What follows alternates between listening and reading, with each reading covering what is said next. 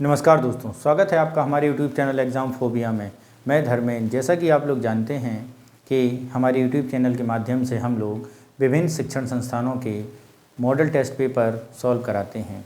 तो इन्हीं model test पेपरों की सीरीज़ में अब हम लोग कर रहे थे दृष्टि IAS संस्थान के मॉडल टेस्ट पेपर सॉल्व, जो कि आपके आगामी UPSC प्रिलिमिनरी एग्ज़ाम से काफ़ी सहायक सिद्ध होंगे। इसके साथ ही शीघ्र ही हम लोग अन्य संस्थानों के भी पेपर सॉल्व करने वाले हैं। तो आप हमारे चैनल से जुड़े रहिए और अपने सुझाव और कमेंट हमें ज़रूर भेजते रहिए। तो अब तक हमने दृष्टि IAS संस्थान के मॉडल टेस्ट संख्या 7 सॉल्व कर ली थी।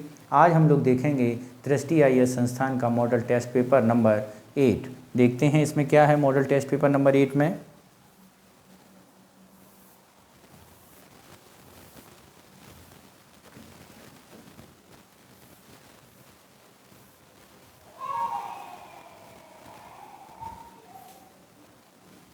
क्या है पहला क्वेश्चन? निम्नलिखित में से कौन सा भारत अधिनियम भारत के शासन को बेहतर बनाने वाले अधिनियमों के रूप में जाना जाता है? ए 1773 रेगुलेटिंग एक्ट, बी 1858 भारत सरकार अधिनियम, सी 1935 का भारत सरकार अधिनियम, या डी 1947 का भारतीय स्वतंत्रता अधिनियम। तो यदि हम बात करें कौन सा अधिनियम भारत के शासन को बेहतर बनाने वाले अधिनियमों के रूप में जाना जाता है, तो उसमें देखते हैं हम लोग। तो मित्रों, भारत में के शासन को बेहतर बनाने के लिए अंग्रेजी सरकार ने भारत के शासन को पहले कंपनी के अधीन शासन चलाया और उसके बाद 1857 की क्रांति के बाद 1858 सीधे संसद यानी ब्रिटेन की संसद के अधीन भारत सरकार को कर भारत की शासन को कर दिया। तो इसमें अगर हम देखें कौन सा विकल्प सबसे बेहतर है, तो इसमें विकल्प नंबर बी सबसे बेहतर है, जो बता रहा है कि 1858 का भारत सरकार अधिनियम, ठीक है, जिसके अंतर्गत 1857 की क्रांति के बाद सीधे शासन क्राउन के अधीन चला गया था। ठीक है मित्रों, नेक्स्ट चलते हैं क्वेश्चन नंबर 2 पर और देखते हैं 2 क्या कह रहा है।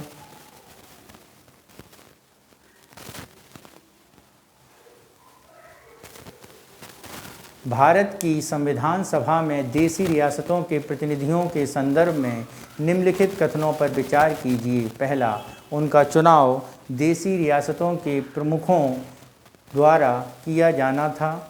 नंबर 2, उन्हें देशी रियासतों के प्रमुखों द्वारा नामांकित किया जाना था। नंबर 3, उन्हें देशी रियासतों की जनता द्वारा प्रत्यक्ष रूप से चुना जाना था। नंबर 4, देशी रियासतों का संविधान सभा में कोई अलग प्रतिनिधित्व नहीं था। उपरोक्त में से कितने कथन सही हैं? तो यहाँ पर यदि हम बात करें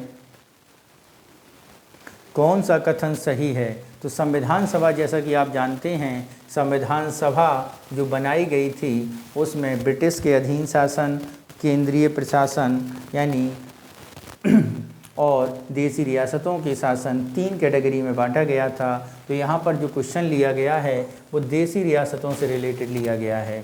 तो अगर हम बात करें उनका चुनाव देशी रियासतों के प्रमुखों द्वारा किया गया था, ये बात बिल्कुल गलत है। इनके चुनाव देशी रियासतों के प्रमुखों द्वारा किया नहीं गया था, उन्हें देशी रियासतों की जनता द्वारा प्रत्यक्ष रूप से चुना गया था।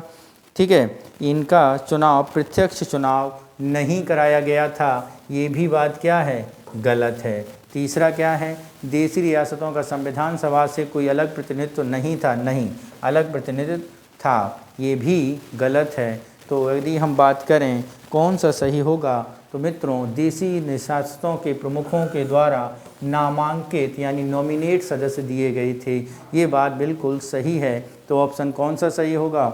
ऑप्शन ए हमारा जो है वो सही होगा। नेक्स्ट चलते हैं क्वेश्चन नंबर 3 पर। क्या कह रहा है 3, इसे समझते हैं। एक संवैधानिक सरकार वह दल या गठबंधन है जिसके पास विधायी निकाय में बहुमत हो। बी, एक राजनीतिक प्रणाली है जिसमें कई राजनीतिक दल लोकतांत्रिक प्रक्रिया और चुनावों में भाग लेते हैं। सी, एक ऐसी प्रणाली है जिसमें सरकारी नीतियों को अलग करने को आकार देने में लोगों की महत्वपूर्ण भूमिका होती है, और डी जिसमें सरकार की शक्तियाँ और कार्य संविधान या विधि समुच्चय द्वारा सीमित होते हैं। तो एक संविधान के बारे में अगर हम बात करें, उसमें सभी शक्तियाँ और कार्य संविधान या नियमानुसार सीमित होते हैं। यही कथन सबसे उपयुक्त कथन है। ठीक है, नेक्स्ट चलते हैं क्वेश्चन नंबर 4 पर। क्या कह रहा है उसे समझते हैं।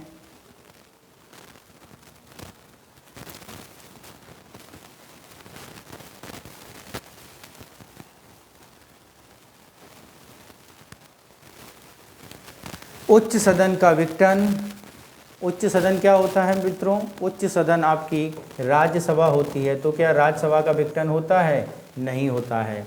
विधि एवं वास्तविक कार्यकारी की उपस्थिति, विधित एवं वास्तविक कार्यकारी की उपस्थिति संसद के प्रति कार्यपालिका का सामूहिक उत्तरदायित्व संसद के प्रति कार्यपालिका का नहीं, मंत्रिपरिषद का सामूहिक उत्तरदायित्व है। किसका है? मंत्रिपरिषद का, यानी ये भी गलत है। शक्तियों का सुस्पष्ट पृथक्करण, यानी शक्तियों का पृथक्करण किया गया है। क्या किया गया है? शक्तियों का पृथक्करण किया गया है।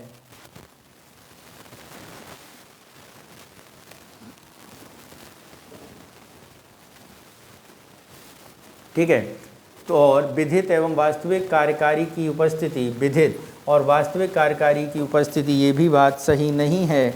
विधित और वास्तविक कार्यकारी की उपस्थिति, भारत का राष्ट्रपति विधित तौर पर कार्यकारी है। वास्तविक तौर पर यदि हम बात करें तो वास्तविक तौर पर जो कौन होता है वो पीएम होता है, और विधित तौर पर प्रेसिडेंट होता है। तो ये भी हमारा गलत है। लेकिन शक्तियों का स्पष्ट पृथक्करण किया गया है, ये बात बिल्कुल सही है। यानी ऑप्शन कौन सा सही है? ए ऑप्शन हमारा सही है। नेक्स्ट चलते हैं क्वेश्चन नंबर 5 पर। क्या है 5? इसे समझते हैं। भारतीय संविधान की प्रस्तावना के संदर्भ में निम्नलिखित कथनों पर विचार कीजिए। करिए विचार और बताइए हमको भी। बेरुवाड़ी संघवाद में सर्वोच्च न्यायालय ने यह माना कि प्रस्तावना विधि के न्यायालय में परिवर्तनीय नहीं है। क्या है? विधि के न्यायालय में परिवर्तनीय नहीं है। केशवानंद भारतीयवाद में सर्वोच्च न्यायालय ने कहा प्रस्तावना संविधान का हिस्सा नहीं है। तो यदि हम बात करें बेरुवाड़ी संघ में सर्वोच्च न्यायालय ने यह माना था कि प्रस्तावना परिवर्तनीय नहीं है, यानी चेंज नहीं किया जा सकता। ये बात बिल्कुल सही है।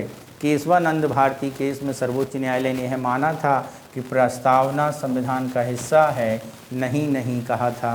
यानी ये ऑप्शन हमारा गलत होगा। तो इनमें से कौन सा सही है? केवल एक सही है। ये ऑप्शन हमारा क्या होगा? सही होगा।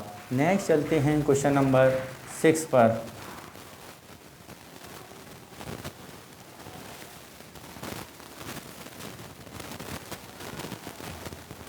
राष्ट्रीय मानवाधिकार आयोग के संदर्भ में निम्नलिखित कथनों पर विचार कीजिए। इसकी उत्पत्ति वर्ष 1993 के मानवाधिकार संरक्षण अधिनियम से हुई है। 2. इसका अध्यक्ष भारत का सेवानिवृत्त मुख्य न्यायाधीश होना चाहिए। 3. इसके अध्यक्ष और सदस्यों की नियुक्ति राष्ट्रपति द्वारा की जाती है। यह किसी मामले में गठित होने के 1 वर्ष के भीतर उसकी जांच कर सकता है। उपरोक्त में से कितने कथन सही हैं? तो यहाँ पर यदि हम बात करें कौन सा कथन सही है,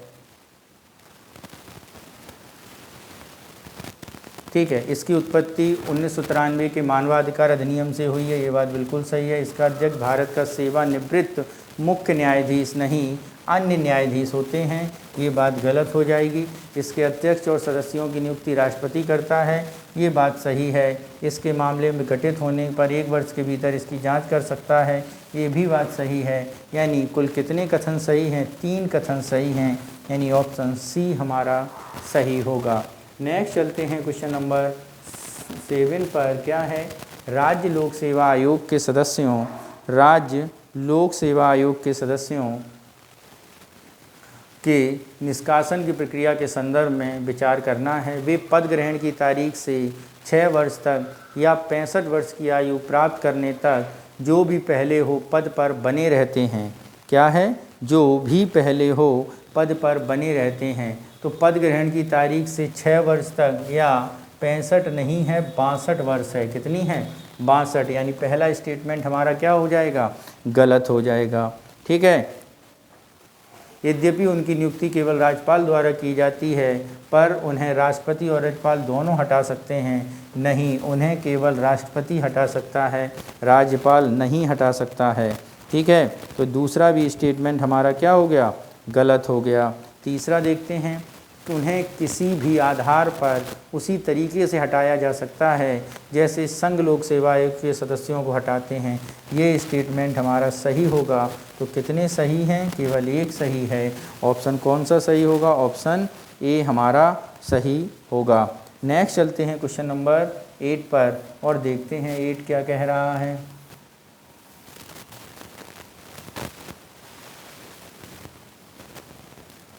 संयुक्त राज्य लोक सेवा आयोग JSPSC के संदर्भ में के कथनों पर विचार कीजिए। संविधान JSPSC की स्थापना का प्रावधान होता है।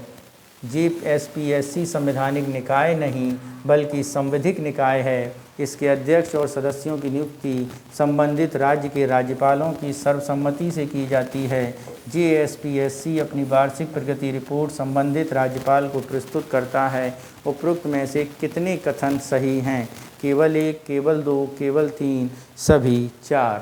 तो यहाँ पर यदि हम बात करें कौन से कथन सही होंगे? संयुक्त राष्ट्र लोक सेवा आयोग joint state public service commission के संदर्भ में बताना है तो क्या है? संविधान में JSPSC की स्थापना का प्रावधान है। ये बात बिल्कुल सही है। JSPSC संवैधानिक निकाय नहीं बल्कि संविधिक निकाय है। तो JSPSC एक संविधिक निकाय है। ठीक है। क्या है? संविधिक निकाय है, संवैधानिक निकाय नहीं। ये भी बात बिल्कुल सही है। इसके अध्यक्ष एवं सदस्यों की नियुक्ति संबंधित राज्य के राज्यपालों की सर्वसम्मति से नहीं, तो उसकी नियुक्ति होती है राष्ट्रपति से। किसके द्वारा? राष्ट्रपति से। ये गलत है। JSPSC में वार्षिक प्रगति रिपोर्ट राज्य के राज्यपाल को प्रस्तुत करता है। ये बात बिल्कुल सही है। यानी कितने कथन सत्य हैं? 3 कथन सत्य हैं। यानी ऑप्शन सी हमारा सही होगा। नेक्स्ट चलते हैं क्वेश्चन नंबर 9 और देखते हैं 9 क्या कह रहा है। संविधान के अनुच्छेद 323B के तहत गठित अधिकरणों के संदर्भ में निम्नलिखित कथनों पर विचार कीजिए। करिए विचार। संसद और राज्य विधानमंडल दोनों ही विवादों के निपटारे के लिए अधिकरण स्थापित करने हेतु अधिकृत हैं। पहला। दूसरा क्या है? संसद और राज्य विधानमंडलों के चुनावों से संबंधित मामलों में अधिकरण किए जा सकते हैं। क्या? अधिकरण स्थापित किए जा सकते हैं। नंबर 3, इन अधिकरणों के आदेशों के विरुद्ध न्यायिक उपचार उपलब्ध नहीं है। तो बताना है कितने कथन क्या हैं यहाँ पर सही हैं। तो देखते हैं पहला कथन 323B के तहत। पहला, संसद और राज्य विधानमंडल दोनों ही विवादों के निपटारों के लिए अधिकरण स्थापित करने हेतु अधिकृत हैं। ये बात बिल्कुल सही है। दूसरा क्या है? निम्न संसद के सदस्यों और राज्य विधानमंडलों में चुनावों से संबंधित मामलों के लिए भी अधिकरण स्थापित किए जा सकते हैं। ये भी बात क्या है? बिल्कुल सही है। क्या है? बिल्कुल सही है। इन अधिकरणों के आदेशों के विरुद्ध न्यायिक उपचार उपलब्ध नहीं है। नहीं, न्यायिक उपचार उपलब्ध है। ये कथन गलत है। केवल 2 सही हैं। बी ऑप्शन हमारा सही होगा। नेक्स्ट चलते हैं क्वेश्चन नंबर 10 पर। राज्य सूची के विषय पर विधि निर्माण की संसद की संवैधानिक शक्ति के संदर्भ में निम्नलिखित कथनों पर विचार कीजिए। क्या है? राष्ट्रीय आपातकाल के दौरान राजसूची के विषय पर संसद की शक्ति है। ये बात बिल्कुल सही है। जब राज्यसभा कोई प्रस्ताव पारित कर दे, ये भी बात बिल्कुल सही है। राष्ट्रपति शासन के दौरान ये भी सही है। जब राज्य अनुरोध करते हैं तो भी केंद्र राजसूची के विषय पर कानून बना सकता है। यानी यहाँ पर चारों ऑप्शन सही हैं। ऑप्शन कौन सा होगा? डी ऑप्शन हमारा सही होगा।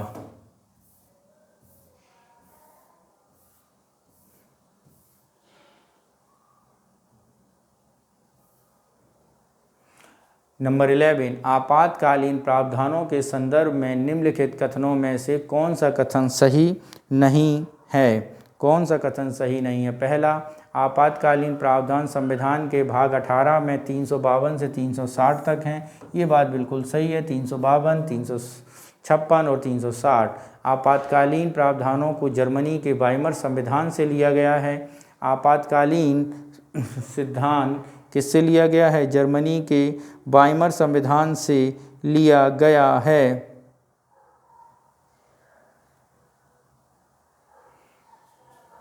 कौन सा कथन सही नहीं है?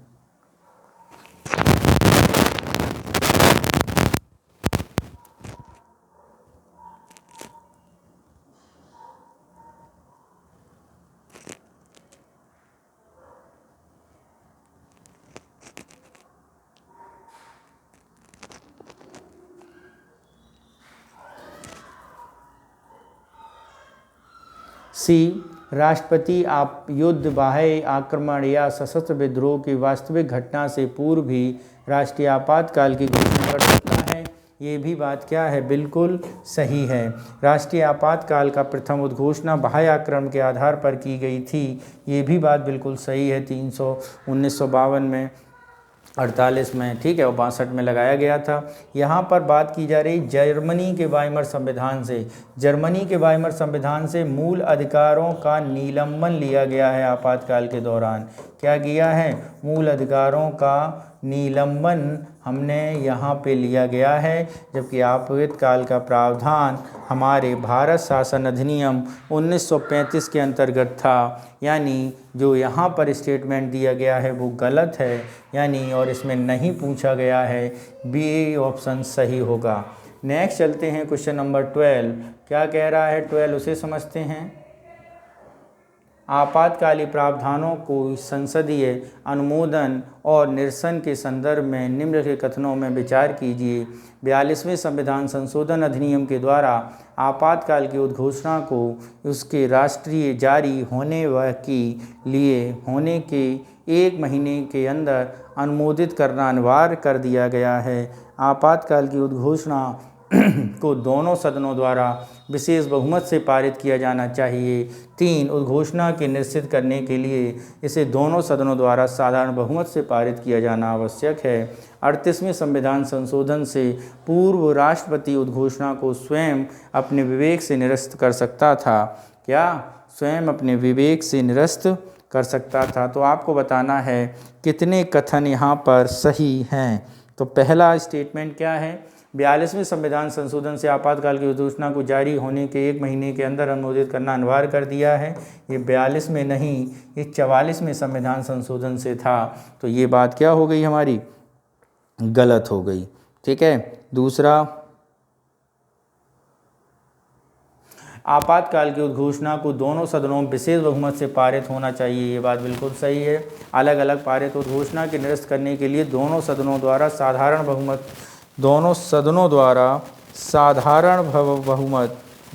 से अलग कर लिया जाए। तो यहाँ पे दोनों सदन नहीं, केवल लोकसभा के अंदर ही साधारण बहुमत से कर लिया जाता है। यानी तीसरा हमारा क्या होगा?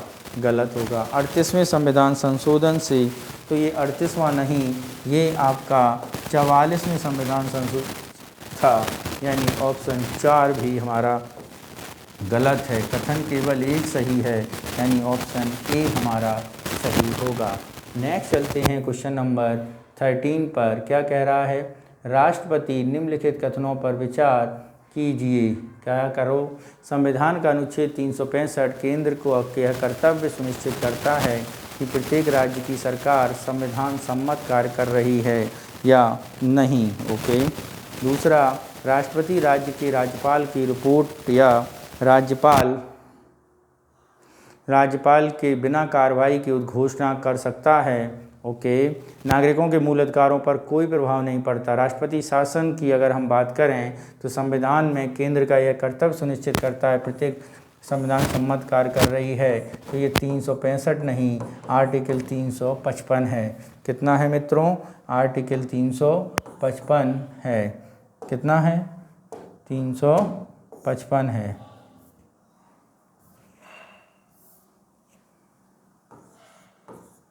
ठीक है, तो पहला गलत हो गया, दूसरा सही और तीसरा सही, यानी ऑप्शन बी हमारा सही होगा। ठीक है, नेक्स्ट चलते हैं क्वेश्चन नंबर 14 पर। क्या कह रहा है 14, उसे समझते हैं।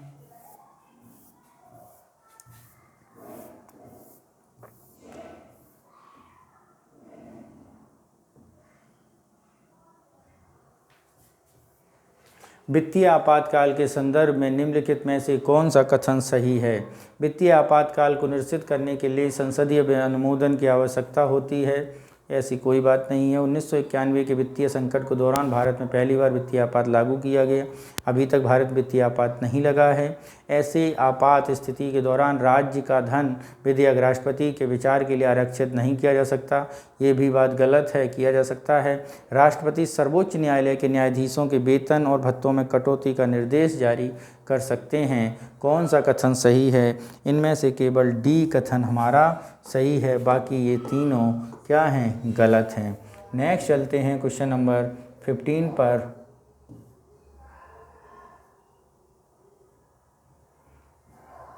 भारत में न्यायिक समीक्षा के संदर्भ में निम्नलिखित कथनों पर विचार कीजिए। न्यायिक समीक्षा का प्रस्ताव केवल सरकार द्वारा विधियों की संवैधानिकता को चुनौती देने के लिए किया जा सकता है।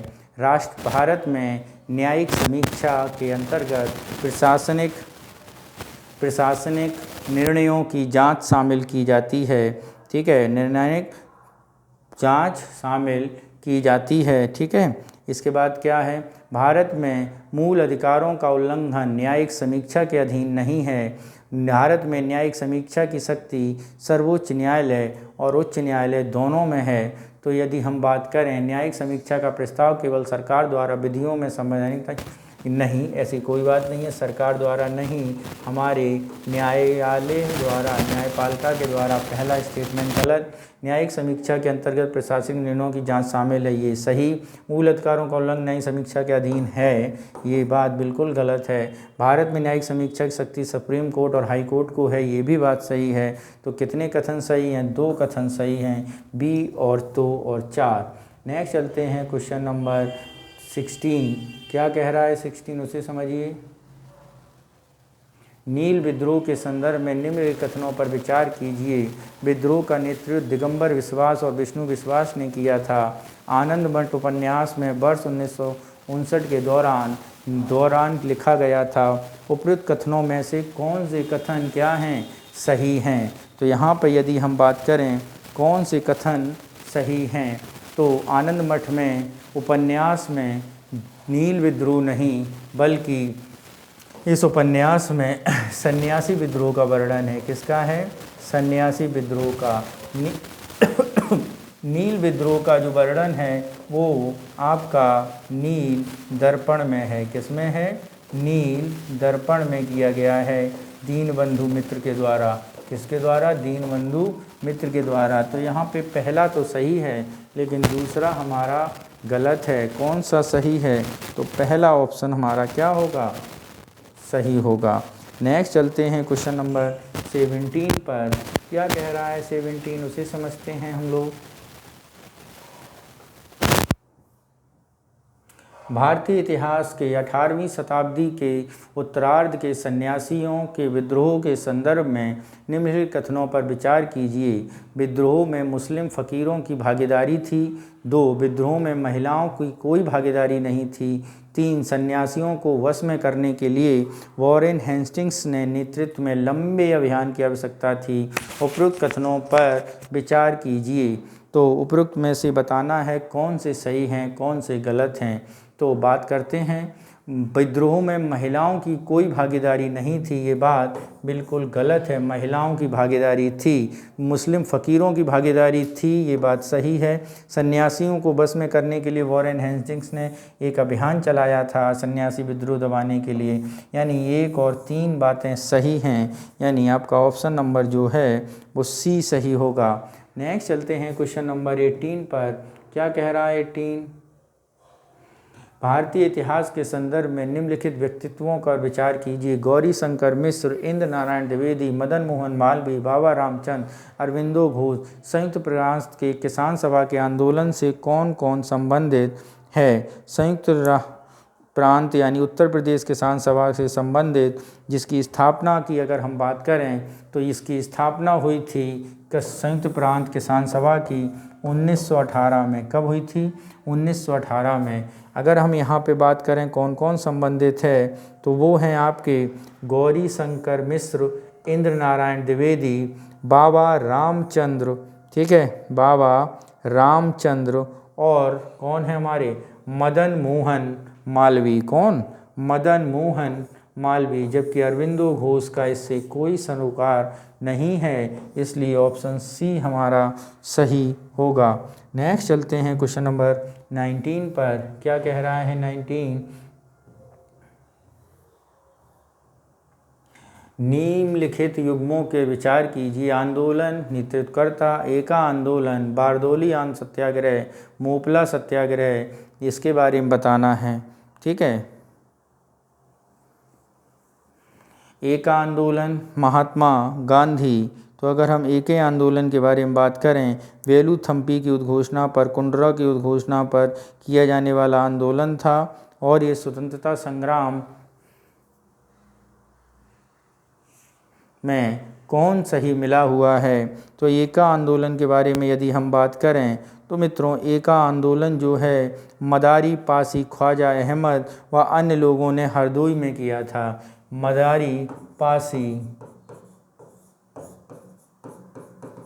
तो ये हमारा क्या हो गया? गलत हो गया। बारदोली सरदार वल्लभ भाई पटेल, ये सही है। मोपला विद्रोह के बारे में बात करें तो मोपला विद्रोह रामास्वामी नायकर के नेतृत्व में हुआ था। किसमें? रामास्वामी नायकर के द्वारा मोपला विद्रोह के बारे में मंदिर प्रवेश। और अगर हम मोपला विद्रोह के बारे में बात करें तो ये रामास्वामी नायकर, ये सही है। कितने युग्म सही हैं? 2 युग्म सही हैं। ठीक है, यानी आपका ऑप्शन बी हमारा सही होगा। नेक्स्ट चलते हैं क्वेश्चन नंबर 18 पर और देखते हैं क्या कह रहा है 18। भारत के इतिहास में कुंडरा उद्घोषणा निम्नलिखित में से किस घटना का वर्णन है? वर्ष 1809 का दीवान थेलुथम्पी का विद्रोह, वर्ष 1921 का मोपला विद्रोह, 1859-60 का नील विद्रोह और 1899-90-900 का बिरसा मुंडा विद्रोह। तो कुंडरा उद्घोषणा 1809 के दीवान थेलुथम्पी का विद्रोह से संबंधित है। ठीक है, जिसमें उन्होंने मंदिर में थेलुथम्पी में ब्रिटिश ईस्ट इंडिया कंपनी के दमनकारी प्रभावों के विरुद्ध विद्रोह किया था। नेक्स्ट चलते हैं क्वेश्चन नंबर 21 पर, देखते हैं क्या कह रहा है 21।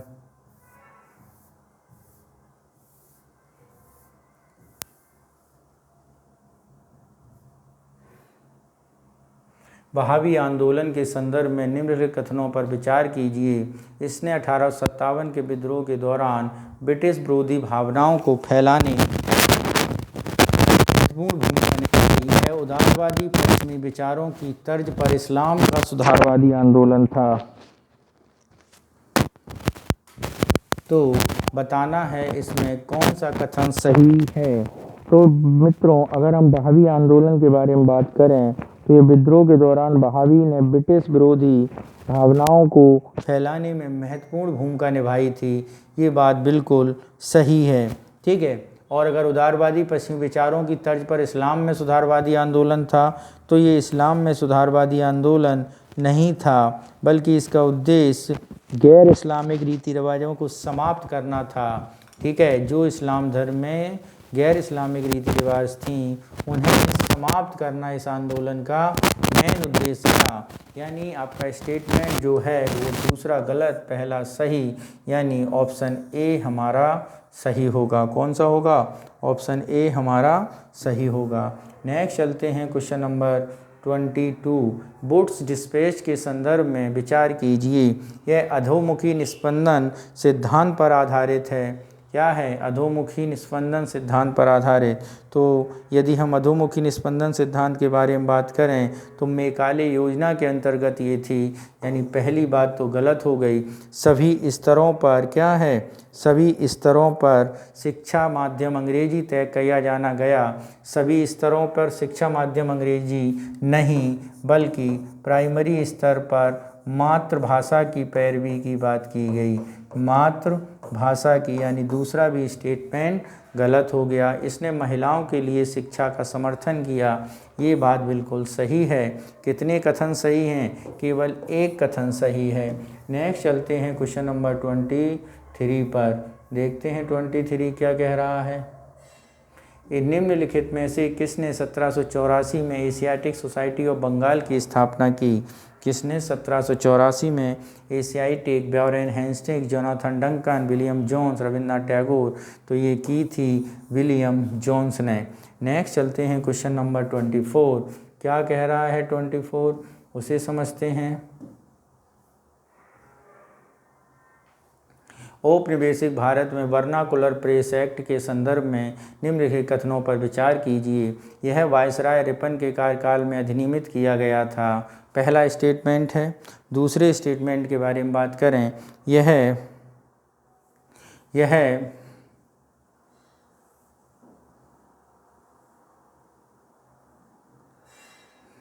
यह अधिनियम से बचने के लिए अमृत बाजार पत्रिका रातों रात मराठी समाचार पत्र में तब्दील हो गई। अमृत बाजार पत्रिका रातों रात मराठी समाचार पत्र में तब्दील हो गई थी। ठीक है। यह अधिनियम शाही दिल्ली दरबार पर अत्यधिक व्यय और बंगाल के विभत्सा काल की आलोचना करने वाले समाचार पत्रों के प्रतिबिंबित के लिए निर्मित किया गया था। अगर हम वर्नाकुलर प्रेस एक्ट के बारे में बात करें तो इसने भारतीय भाषाओं में प्रकाशित होने वाले अखबारों पर प्रतिबंध लगाया था और ये प्रतिबंध इसी कारण लगाया गया था। ये बात बिल्कुल सही है। यह वायसराय के कार्यकाल में, तो यहाँ लिपन नहीं बल्कि लिटन है। इस अधिनियम में अमृत बाजार पत्रिका रातों रात मराठी में नहीं, ये बंगाली पत्रिका थी जो रातों रात किस में हो गई थी? रातों रात अंग्रेजी में प्रकाशित की जाने लगी थी। तो ये भी हमारी गलत हो, केवल एक सही है। ऑप्शन ए हमारा सही होगा।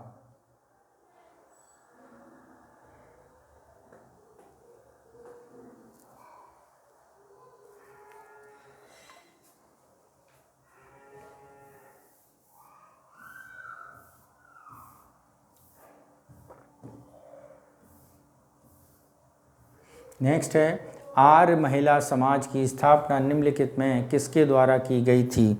आर्य महिला समाज की स्थापना निम्नलिखित में से सरला देवी चौधरानी, देवेंद्रनाथ टैगोर, ईश्वरचंद्र चंद्र विद्यासागर या पंडिता रमाबाई सरस्वती। तो आर्य महिला समाज की स्थापना पंडिता रमाबाई सरस्वती के द्वारा शुरू की गई थी। नेक्स्ट चलते हैं क्वेश्चन नंबर 26 पर। क्या है 26, उसे देखते हैं। फार्माफ्रॉस्ट के संदर्भ में निम्नलिखित कथनों पर विचार कीजिए। यह स्थायी रूप से जमी हुई भूमि को संदर्भित करता है और आमतौर पर ध्रुवीय क्षेत्रों में पाया जाता है। फार्माफ्रॉस्ट के पिघलने से ग्रीन हाउस गैसों एवं विनाशक सूक्ष्मजीव निर्मुक्त हो सकते हैं। 3 पद पार्माफ्रॉस्ट केवल जमी हुई मृदा से संबंधित हैं तथा इसमें बर्फ की चादरें अथवा ग्लेशियर शामिल नहीं हैं। 4 किसी भूमि को परमाफ्रॉस्ट उस स्थिति में माना जा सकता है यदि वह लगातार कम से कम 10 वर्षों तक जमी हुई हो। तो यहाँ पे बताना है कौन सी बात सही है। तो ठीक है, पहली बात स्थायी रूप से जमी हुई भूमि में संदर्भित करता है, ध्रुवीय क्षेत्रों में पाया जाता है, बिल्कुल सही है। पिघलने और ग्रीन हाउस गैसों के विनाशक सूक्ष्मजीव निर्मुक्त हो सकते हैं, ये भी सही है। पद पार्मोस केवल जमी हुई मृदा से संबंधित है, ये बात गलत है। किसी भी भूमि पार्माफ्रॉस्ट उस स्थिति में माना जा सकता है यदि लगातार कम से कम 10 वर्ष, तो लगातार कम से कम 10 वर्ष नहीं, भूमि लगातार 10 वर्षों से नहीं बल्कि कम से कम 2 वर्षों तक। कब तक? 2 वर्षों तक है। तो चौथा भी गलत, केवल 2 सही हैं। ऑप्शन बी हमारा सही होगा। नेक्स्ट चलते हैं क्वेश्चन नंबर 27। मूल संरचना सिद्धांत के संदर्भ में निम्नलिखित कथनों पर विचार कीजिए। यह भारतीय संविधान के अनुच्छेद 368 में स्पष्ट रूप से उल्लिखित है। यह बिना किसी न्यायिक समीक्षा के संविधान में असीमित संशोधनों से प्रदान करता है। यह न्यायिक समीक्षा इस सिद्धांत के दायरे से बाहर है। यह सिद्धांत संयुक्त राज्य अमेरिका के न्याय शास्त्र से ग्रहण किया गया है। तो इसके बारे में बताना है, इसमें कौन सा कथन सही है। तो पहला कथन अगर हम बात करें, भारतीय संविधान के 368 में स्पष्ट रूप से उल्लिखित है, मूल संविधान की में यह स्पष्ट रूप से उल्लिखित नहीं किया गया था, ना ही अनुच्छेद 368 में है। यह बिना किसी न्यायिक समीक्षा के असीमित अनुसंधानों को करता है, ये भी बात गलत है। न्यायिक समीक्षा इसी सिद्धांत के दायरे से बाहर है, न्यायिक समीक्षा इस सिद्धांत के दायरे से बाहर नहीं है। ठीक है,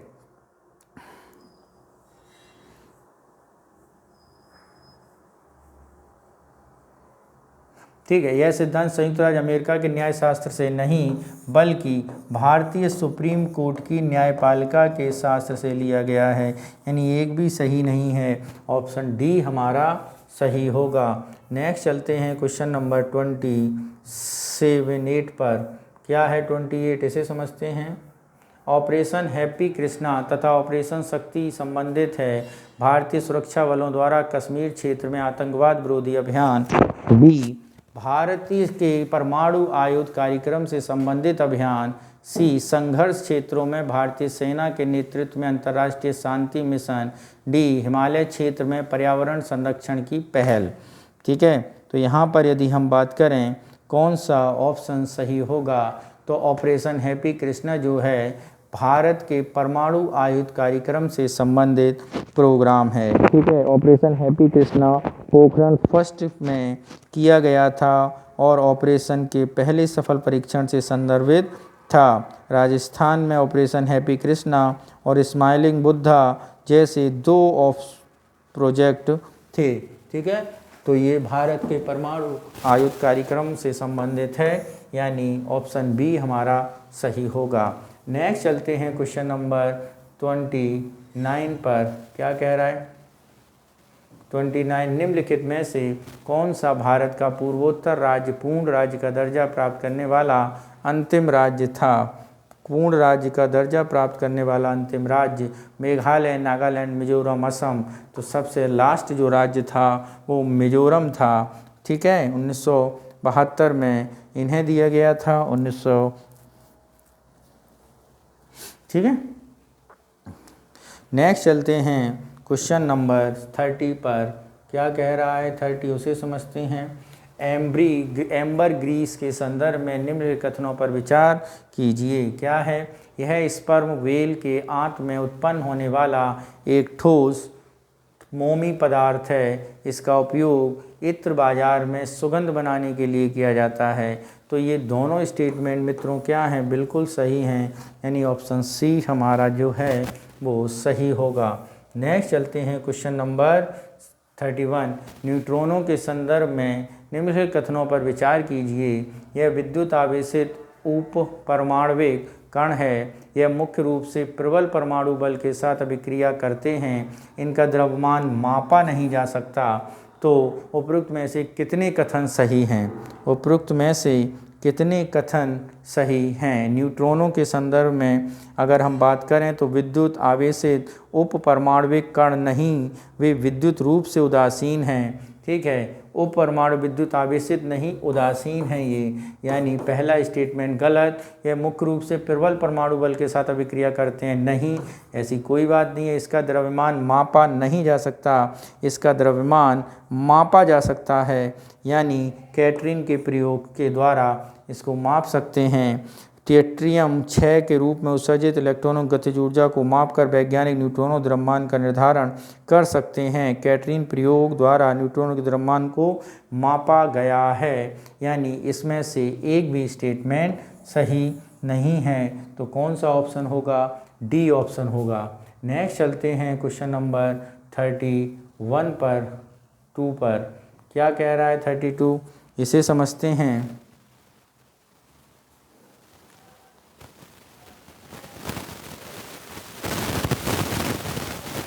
न्यूक्लिड मिशन के संदर्भ में निम्न कथनों विचार की। इसे राष्ट्रीय वैमानिकी अंतरिक्ष एजेंसी नासा के विमोचित किया गया है। तो अगर हम बात करें इसे यूक्लिड मिशन को नासा द्वारा नहीं बल्कि यूरोपीय स्पेस एजेंसी ईसा द्वारा दिया गया, यानी पहला स्टेटमेंट क्या हो गया हमारा? गलत हो गया। दूसरे स्टेटमेंट के बारे में बात करें, इसका प्राथमिक उद्देश्य न्यूट्रॉनों और पृथ्वी के बीच परस्पर क्रिया के प्रभाव को पता लगाना है। तो यदि हम बात करें, इसका प्रमुख उद्देश्य पृथ्वी और न्यूट्रॉनों के बीच के रिश्ते को नहीं बल्कि ब्रह्मांड के इतिहास के बारे में पता करना है। तो ऑप्शन ये भी हमारा गलत है। नेक्स्ट चलते हैं, क्या कह रहा है उसे समझते हैं।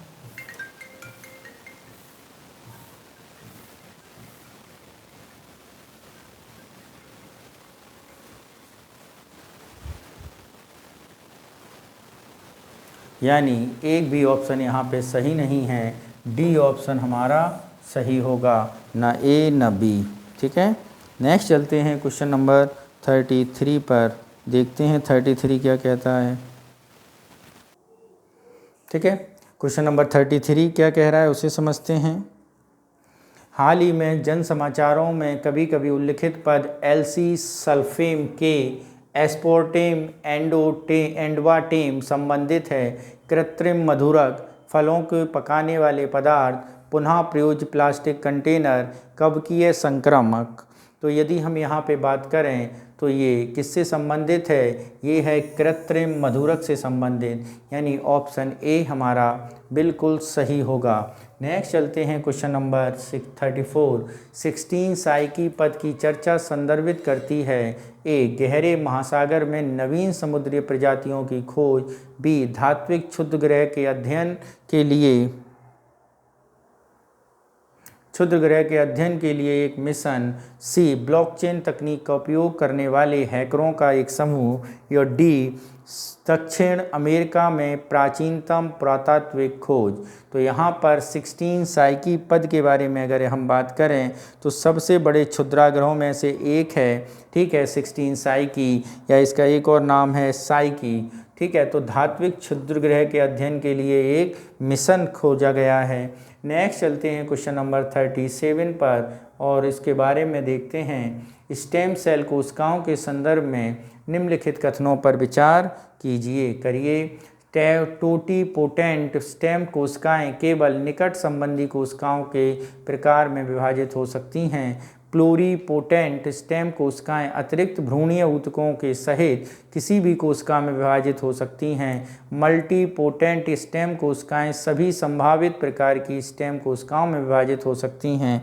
तो यहाँ पर यदि हम बात करें, स्टेम कोशिकाएं अविभाजित कोशिकाएं हैं जिसमें, ठीक है, टोटीपोटेंटम स्टेम कोशिकाएं केवल निकट संबंधी कोशिकाओं के प्रकार में विभाजित होती हैं। तो स्टेम सेल जो हैं अविभाजित कोशिकाएं हैं, तो ये ऑप्शन गलत हो जाएंगे और तीनों स्टेटमेंट गलत होंगे। तो इसमें से एक भी सही नहीं है, यानी ऑप्शन डी हमारा सही होगा। नेक्स्ट चलते हैं क्वेश्चन नंबर 36 पर। क्या कह रहा है, भारतीय इतिहास के संदर्भ में निम्नलिखित कथनों पर विचार कीजिए। ईस्ट इंडिया कंपनी ने अपना पहला कारखाना मद्रास के उत्तर में पुलिकट में स्थापित किया। वास्को डिगामा पुर्तगाली खोजकर्ता थे जो पहली बार वर्ष 1948 में भारतीय उपमहाद्वीप पहुँचे थे। तीसरा, डचों ने कोरोमंडल तट, गुजरात, उत्तर प्रदेश, बंगाल और बिहार में कारखाने स्थापित किए। उपयुक्त कथनों में से कौन से सही हैं? उपयुक्त कथनों में से कौन से ऑप्शन सही हैं? तो यहाँ पे यदि हम बात करें, ईस्ट इंडिया कंपनी ने अपना पहला कारखाना पुलकट में स्थापित किया था, ये बात बिल्कुल गलत है। मद्रास के उत्तर में पुलकट में नहीं किया था। ठीक है, वास्को डिगामा पुर्तगाली खोजकर्ता जो पहली बार 1498 में, सही है। डचों ने कोरोमंडल तट, गुजरात, उत्तर प्रदेश, बंगाल, बिहार में कारखाने स्थापित किए, बिल्कुल सही है। उत्तर प्रदेश के आगरा में किए थे, यानी ऑप्शन बी हमारा सही होगा। 2 और 3 ऑप्शन। नेक्स्ट चलते हैं क्वेश्चन नंबर 37 पर। क्या कह रहा है 37, उसे समझते हैं।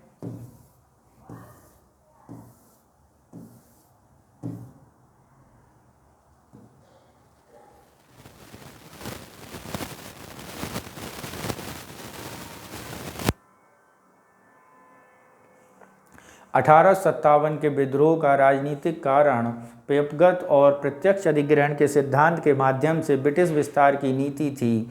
चार्ल्स जॉन कैनिंग वर्ष 1857 के भारतीय विद्रोह के दौरान भारत के शासक और गवर्नर जनरल थे। ठीक है, तो यहाँ पर बताना है कौन से ऑप्शन सही हैं। तो 1857 राजनीतिक कारण व्यक्तिगत और प्रत्यक्ष अधिग्रहण सिद्धांत में था, ये बात बिल्कुल सही है। चार्ल्स जॉन कैनिंग वर्ष उनके भारतीय विद्रोह के दौरान भारत के शासक में गवर्नर जनरल थे, ये भी बात बिल्कुल सही है। तो ये दोनों बातें सही हैं, तो ऑप्शन सी हमारा सही होगा। नेक्स्ट चलते हैं क्वेश्चन नंबर 38। क्या कह रहा है? युद्ध और इनके बीच हुई संधि। वांडीवास का युद्ध, कौन सा? वांडीवास का युद्ध फ्रांस बनाम ईस्ट इंडिया कंपनी। तो वांडीवास का युद्ध जो है वो फ्रांस बनाम ईस्ट इंडिया कंपनी के ही द्वारा हुआ था, ये बात बिल्कुल सही है। चिलियांवाला का युद्ध मीर जाफ़र बनाम रॉबर्ट क्लाइव। चिलियांवाला का युद्ध जो है वो ब्रिटिश ईस्ट इंडिया कंपनी और सिख साम्राज्य के बीच हुआ था। किसके बीच? सिखों के बीच। ये गलत होगा। ठीक है, बक्सर का युद्ध हैदराबाद नहीं, बक्सर का युद्ध Bengal versus East India Company के बीच हुआ था, ये भी गलत है। तो कितने सही हैं? केवल एक सही है, यानी ऑप्शन ए हमारा सही होगा। नेक्स्ट चलते हैं क्वेश्चन नंबर 39 पर। भारत में पुर्तगाली शासन के संदर्भ में निम्नलिखित कथनों पर विचार कीजिए। पुर्तगालियों ने वर्ष 1499 में गोवा पर कब्जा कर लिया था। नीनो डी कूना की राजधानी कोचीन से गोवा स्थानांतरित की थी। फ्रांसिस्को डी अल्मेडा ने ब्लू स्टार वाटर नीति की शुरुआत की थी। तो यहाँ पे बताने हैं कौन से कथन सही हैं।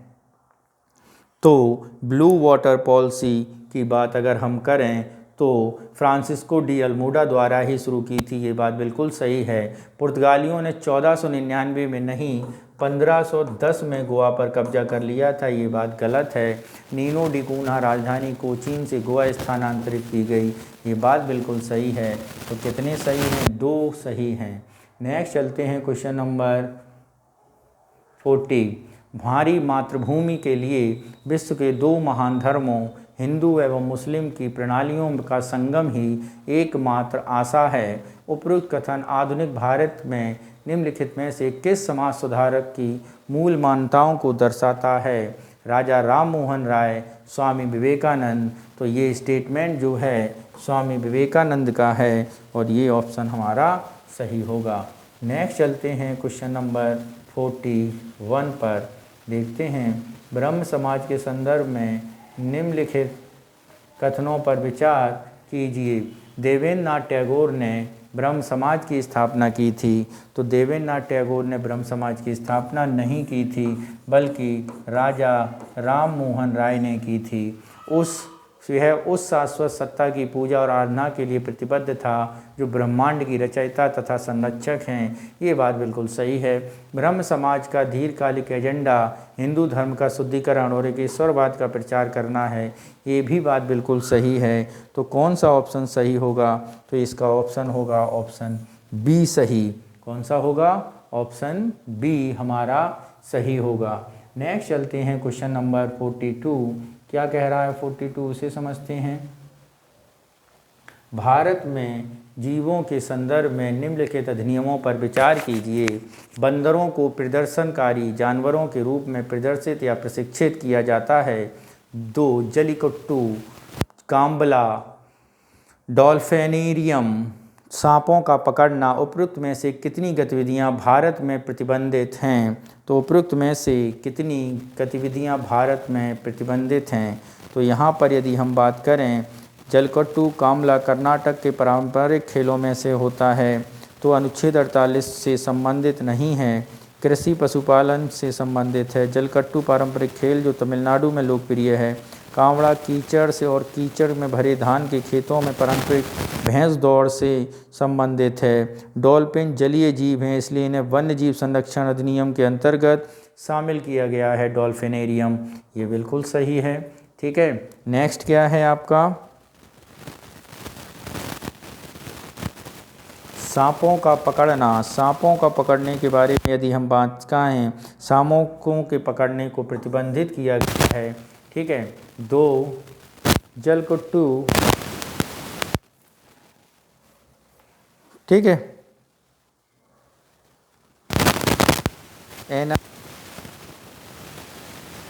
दरबाग, तेंदुआ, शेर और जानवरों के प्रदर्शन पर प्रशिक्षित किया जाता है, ये बात पर को प्रतिबंधित किया गया है। ठीक है, तो कितने हैं? 3 हैं, जबकि इन दोनों को एक पारंपरिक खेल के तौर पे जाने जाते हैं, यानी ऑप्शन सी हमारा सही होगा। नेक्स्ट चलते हैं क्वेश्चन नंबर 43। भारतीय राष्ट्रीय भुगतान निगम NPCI के संदर्भ में निम्नलिखित कथनों पर विचार कीजिए। यह वित्त मंत्रालय और भारतीय बैंक संघ IBA की एक पहल है। यह सोसाइटी पंजीकरण अधिनियम 1860 के तहत पंजीकृत एक सोसाइटी है। उपर्युक्त कथनों में से कौन से सही हैं? उपर्युक्त कथनों में से कौन से सही हैं? वित्त मंत्रालय और भारत बैंक संघ IBA की एक पहल है। तो NPCI के बारे में बात करें तो RBI और भारतीय बैंक संघ की एक पहल है। वित्त मंत्रालय का इसमें कोई योगदान नहीं है, यानी पहला गलत। सोसाइटी पंजीकरण अधिनियम 1860 के तहत किया गया है। यह कंपनी अधिनियम 2013 की धारा 2013 की धारा कंपनी अधिनियम, कंपनी एक्ट 2013 की धारा 8 के अंतर्गत, किसके अंतर्गत? धारा 8 के अंतर्गत है। ये भी गलत है, यानी दोनों के दोनों हमारे गलत होंगे। ऑप्शन डी हमारा सही होगा।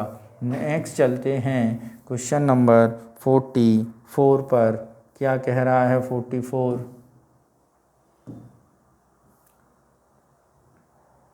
काला सागर समझौता के संदर्भ में निम्नलिखित कथनों पर विचार कीजिए। रूस, यूक्रेन, पोलैंड, जर्मनी ने काला सागर अनाज समझौते पर हस्ताक्षर किए हैं। क्या किए हैं? हस्ताक्षर किए हैं। इस समझौते की मध्यस्थता संयुक्त राष्ट्र और तुर्की द्वारा की गई है। क्या? संयुक्त राष्ट्र और तुर्की के द्वारा की गई है। कितने सही हैं इसके बारे में बताना है हमें। ठीक है, रूस, यूक्रेन, पोलैंड, जर्मनी ने काला सागर अनाज समझौते पर हस्ताक्षर किया है। तो यहाँ पर यदि हम बात करें, जर्मनी और पोलैंड इस समझौते के पक्षकार नहीं थे, तो ये जर्मनी और पोलैंड नहीं हैं इसके समझौते के पक्षकार। रूस और यूक्रेन आक्रमण के बाद यूक्रेन के अनाज निर्यात के साथ साथ खाद्य उर्वरकों के निर्यात काफ़ी प्रभावित हुआ है। ठीक है, संयुक्त राष्ट्र व तुर्की के योगदान से ये द्वारा की गई बात है, ये सही है, यानी ऑप्शन बी हमारा सही होगा। नेक्स्ट चलते हैं क्वेश्चन नंबर 45 पर। क्या कह रहा है 45? प्रवर्तन निदेशालय के संदर्भ में निम्नलिखित कथनों पर विचार कीजिए। यह धन शोधन निवारण अधिनियम 2002 के तहत एक सांविधिक निकाय है। क्या है? सांविधिक निकाय है। ओके,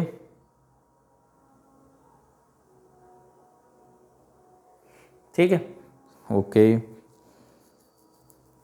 यह भगोड़ा आर्थिक अपराधी अधिनियम 2018 के प्रवर्तन के लिए जिम्मेदार है।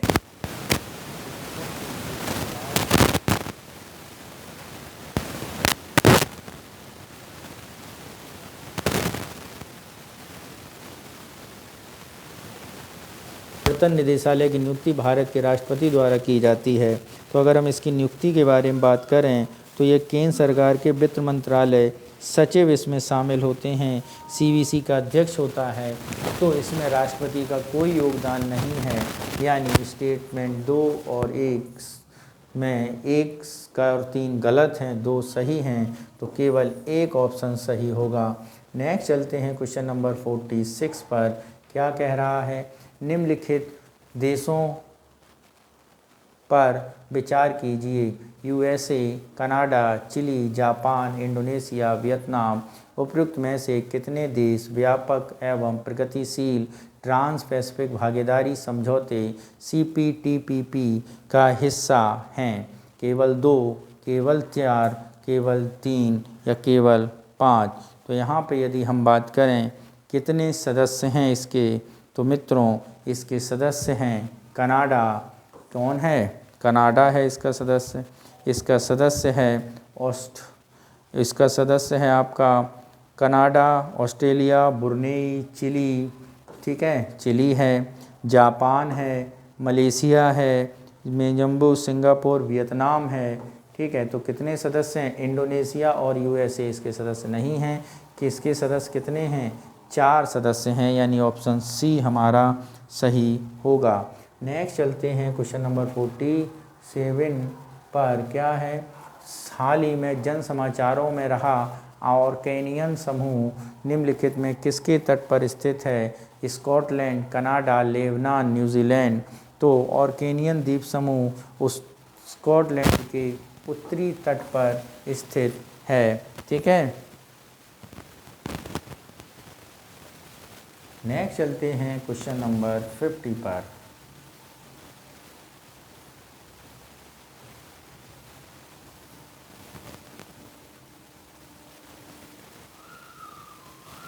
भारत में दांडिक मामलों में मौन रहने का अधिकार संबंधित है जीवन की व्यक्तिगत स्वतंत्रता के अधिकार से, बी अपराधों के लिए दोष सिद्ध के संबंध में संरक्षण के अधिकार से, वाक और अभिव्यक्ति की स्वतंत्रता का अधिकार, कुछ दशाओं में गिरफ्तारी के विरोध के निरोध से संरक्षण का अधिकार।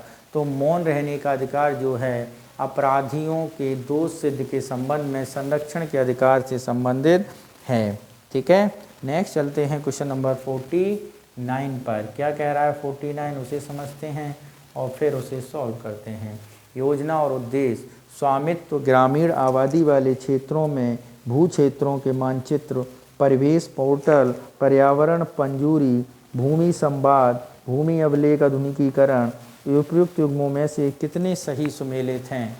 ठीक है, कितने सही सुमेलित हैं? तो मित्रों, स्वामित्व ग्रामीण आबादी वाले भू क्षेत्रों का मानचित्रण ये सही है, परिवेश पोर्टल पर्यावरण से संबंधित है, भूमि अभिलेख के आधुनिकीकरण से है, यानी ये सभी 3 क्या हैं? सही सुमेलित हैं।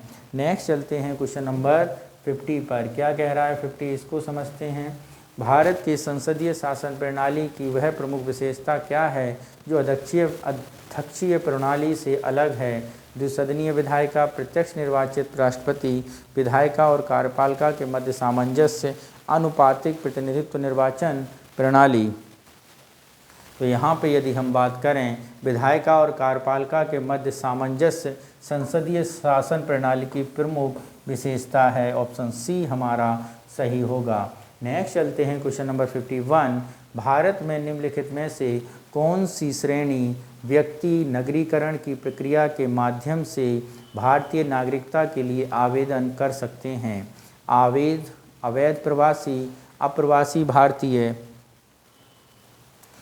भारत सरकार की सेवा में संलिप्त, भारत के नागरिकों के साथ विवाह करने वाला व्यक्ति।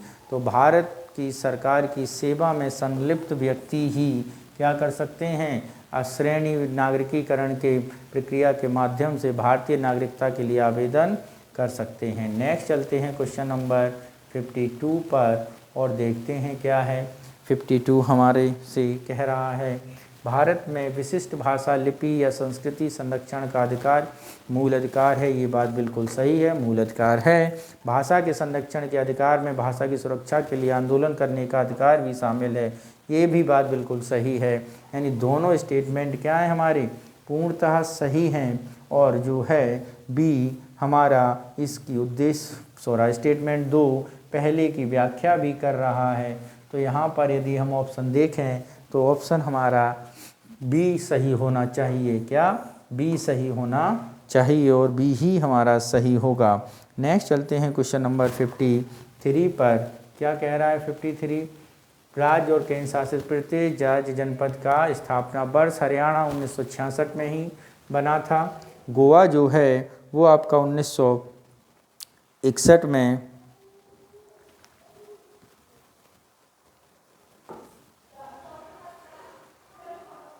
सही है। सिक्किम जो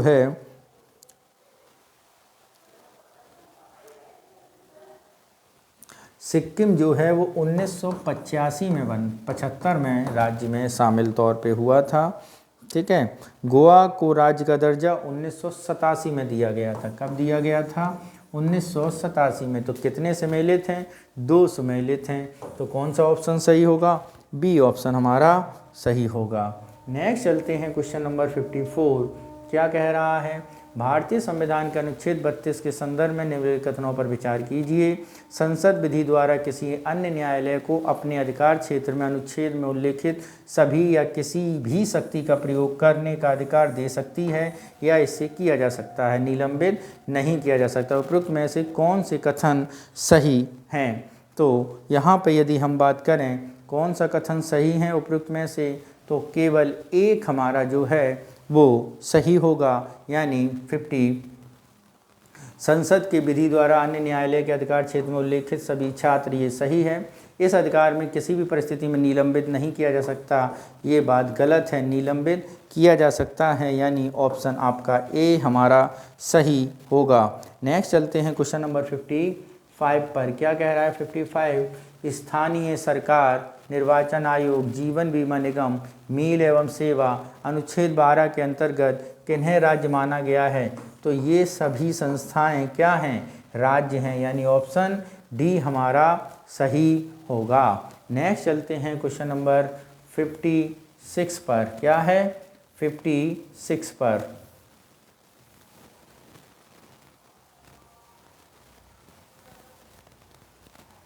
केंद्रीय विधि निर्माण के क्षेत्र सीमा संबंध में निम्नलिखित कथनों पर विचार कीजिए।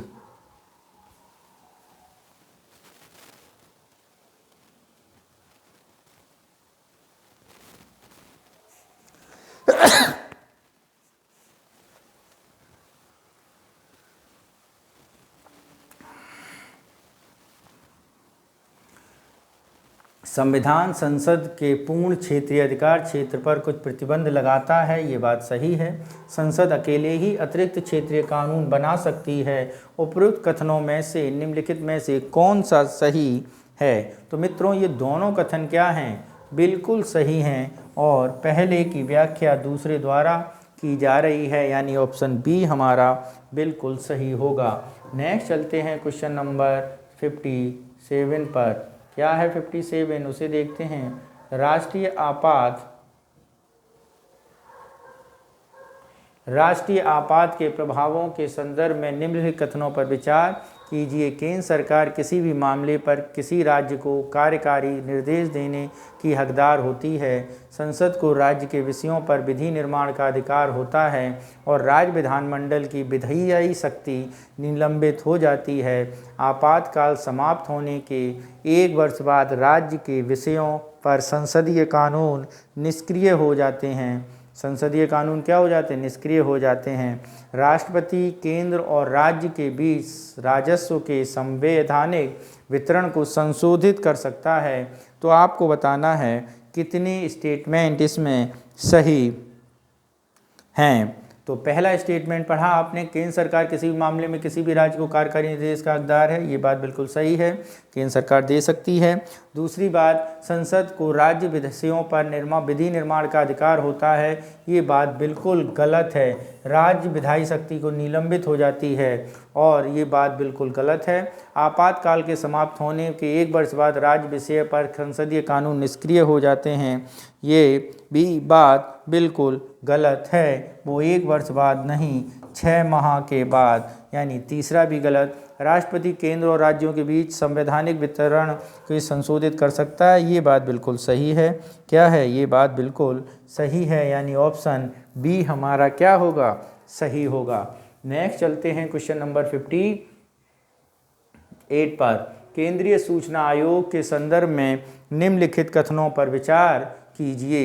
यह एक संवैधानिक संस्था है। उचित आधार होने पर किसी भी मामले में स्वतः संज्ञान सो मोटो पावर लेते हुए जांच का आदेश दे सकता है।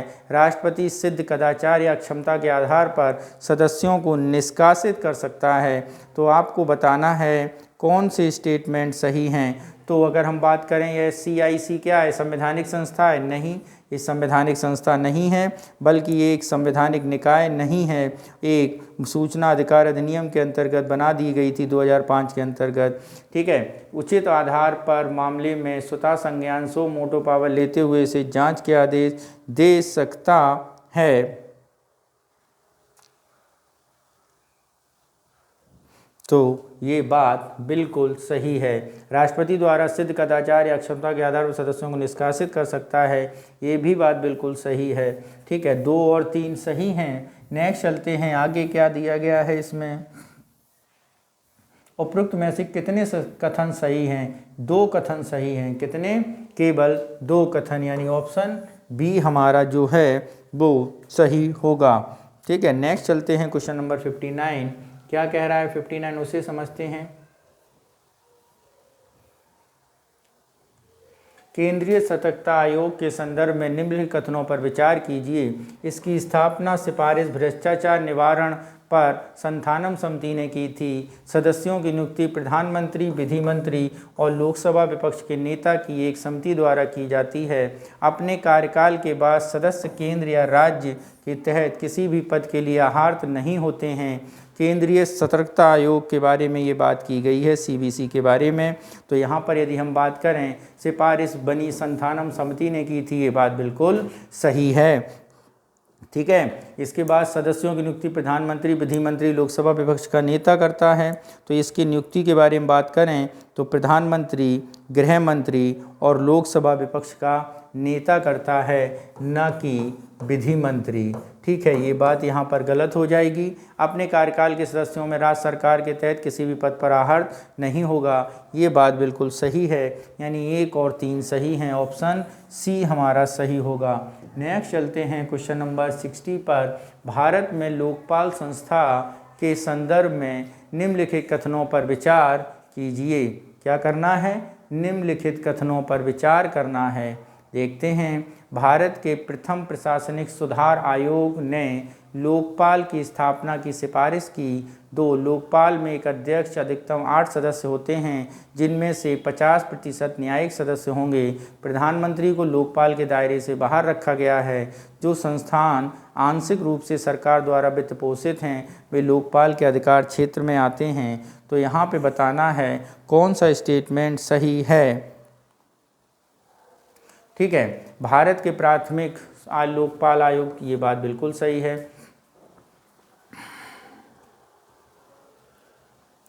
ठीक है, लोकपाल के अध्यक्ष अधिकतम 8 न्यायिक सदस्य होते हैं, ये भी बात सही है। प्रधानमंत्री को लोकपाल के दायरे में रखा गया है, तीसरा स्टेटमेंट गलत है। जो संस्थान आंशिक रूप से सरकार द्वारा वित्त पोषित हैं, वे लोकपाल के अधिकार क्षेत्र में आती हैं, ये बात सही है। तो कितने स्टेटमेंट सही हैं? 3 स्टेटमेंट सही हैं, यानी ऑप्शन सी हमारा सही होगा। नेक्स्ट चलते हैं क्वेश्चन नंबर 61 पर। क्या है 61, इसे देखते हैं। भारत के संविधान के अनुच्छेद 3 के संदर्भ में निम्नलिखित पर विचार कीजिए। किसी भी राज्य का क्षेत्रफल बढ़ाना, किसी भी राज्य का क्षेत्रफल कम करना, किसी भी राज्य की सीमाएं बदलना और किसी भी राज्य का नाम बदलना, ये किसके अंतर्गत आता है? तो यदि हम यहाँ पे बात करें 3 के अंतर्गत ये सारी बातें आ जाती हैं। किसी भी राज्य का क्षेत्र बदलना, किसी भी राज्य की भूगोल की सीमा निर्धारित करना, तो ये चारों बातें आर्टिकल 3 के अंतर्गत आ जाती हैं, यानी ऑप्शन डी हमारा सही होगा। नेक्स्ट चलते हैं क्वेश्चन नंबर 62 पर और देखते हैं क्या कह रहा है 62। राष्ट्रीय विधि दिवस के संबंध में निम्नलिखित कथनों पर विचार कीजिए। कथन 1, नागरिकों के बीच संवैधानिक मूल्यों और विधिक जागरूकता को बढ़ावा देने के लिए प्रत्येक वर्ष 26 नवंबर को राष्ट्रीय विधि दिवस मनाया जाता है। ओके, स्टेटमेंट 2 क्या है? 26 नवंबर 1949 को संविधान ने राजेंद्र प्रसाद के संविधान सभा का अध्यक्ष चुना था। 26 नवंबर 1949, ये बात बिल्कुल गलत है, जबकि यहाँ पर लागू हुआ था संविधान। पहला स्टेटमेंट सही है, तो 1 सही 2 गलत, यानी ऑप्शन सी हमारा सही होगा। नेक्स्ट चलते हैं क्वेश्चन नंबर 63 पर। क्या कह रहा है 63, इसे समझते हैं। निम्नलिखित कथनों पर विचार कीजिए। राज्य विधायिका किसी राज्य या केंद्र शासित प्रदेश या स्थानीय प्राधिकरण के लिए कुछ रोजगारों या नियुक्तियों के लिए एक शर्त के रूप में निवास निर्धारित कर सकती है, ये बात बिल्कुल गलत है। ठीक है। संसद के पास मानव तस्करी, जबरन श्रम के दंड निर्धारित करने के लिए विधि निर्माण की शक्ति नहीं, शक्ति होती है, ये भी बात गलत है। ना एक सही ना दो सही, स्टेटमेंट डी ऑप्शन सही होगा। नेक्स्ट चलते हैं क्वेश्चन नंबर 64 पर। क्या कह रहा है 64, उसे समझते हैं हम लोग। 64 संविधान संशोधन प्रावधानों के संबंध में निम्नलिखित कथनों पर विचार कीजिए। भारतीय संविधान न तो लचीला है और ना ही कठोर। संविधान में संशोधन की प्रक्रिया भारत सरकार के अधिनियम 1935 से ली गई है। भारत के संविधान मूल संरचना को संघवाद, पंथ निरपेक्षता, मूल अधिकार और लोकतंत्र के संदर्भ में परिभाषित करता है। उपरोक्त कथनों में से कितने कथन सही हैं? केवल एक, केवल दो, सभी तीन और कोई भी नहीं। तो यहाँ पे यदि हम बात करें कौन कौन से कथन सही हैं, तो भारतीय संविधान न लचीला है न कठोर है, ये बात बिल्कुल सही है। संविधान में संशोधन की प्रक्रिया 1935 से नहीं, ऐसी बात नहीं है। संशोधन की प्रक्रिया 1935 से नहीं बल्कि साउथ अफ्रीका के संविधान से ली है हमने, साउथ अफ्रीका के संविधान से। भारत का संविधान मूल संघवाद और धर्मनिरपेक्षता के लोकतंत्र को परिभाषित करता है, मूल संविधान परिभाषित नहीं करता है, यानी ऑप्शन 3 भी हमारा सही नहीं है, केवल एक सही है, एक हमारा ए सही होगा। नेक्स्ट चलते हैं क्वेश्चन नंबर 65।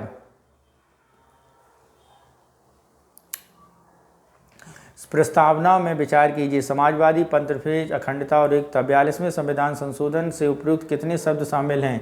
समाजवादी शब्द शामिल है, पंथनिरपेक्ष शब्द शामिल है, ठीक है, और एक शब्द और बात करें तो धर्म में सम्मान, सुरक्षा और समर्थन, ये बात की गई है, ठीक है। और इसके अलावा अखंडता शब्द शामिल है। तो कितने? 3 सदस्य शब्दों को जोड़ा गया था। नेक्स्ट चलते हैं क्वेश्चन नंबर 66। इसे एक उच्च न्यायालय द्वारा अधीनस्थ न्यायालयों को अथवा अधिकरणों को या लंबित मामलों के स्थानांतरण को सीधे अथवा पत्र जारी कर किया जाता है। इसे अतिरिक्त न्यायिक क्षेत्र अथवा न्यायिक क्षेत्र की कमी अथवा विधि की मूल के आधार पर किया जाता है। निम्नलिखित में से किस रेट के ऊपर चर्चा की गई है? यदि हम बात करें तो ये जो चर्चा है ये की गई है उत्प्रेषण के रूप में। किसके? उत्प्रेषण की चर्चा की गई है, ठीक है। नेक्स्ट चलते हैं क्वेश्चन नंबर 67 पर। क्या कह रहा है? निम्नलिखित पर विचार कीजिए।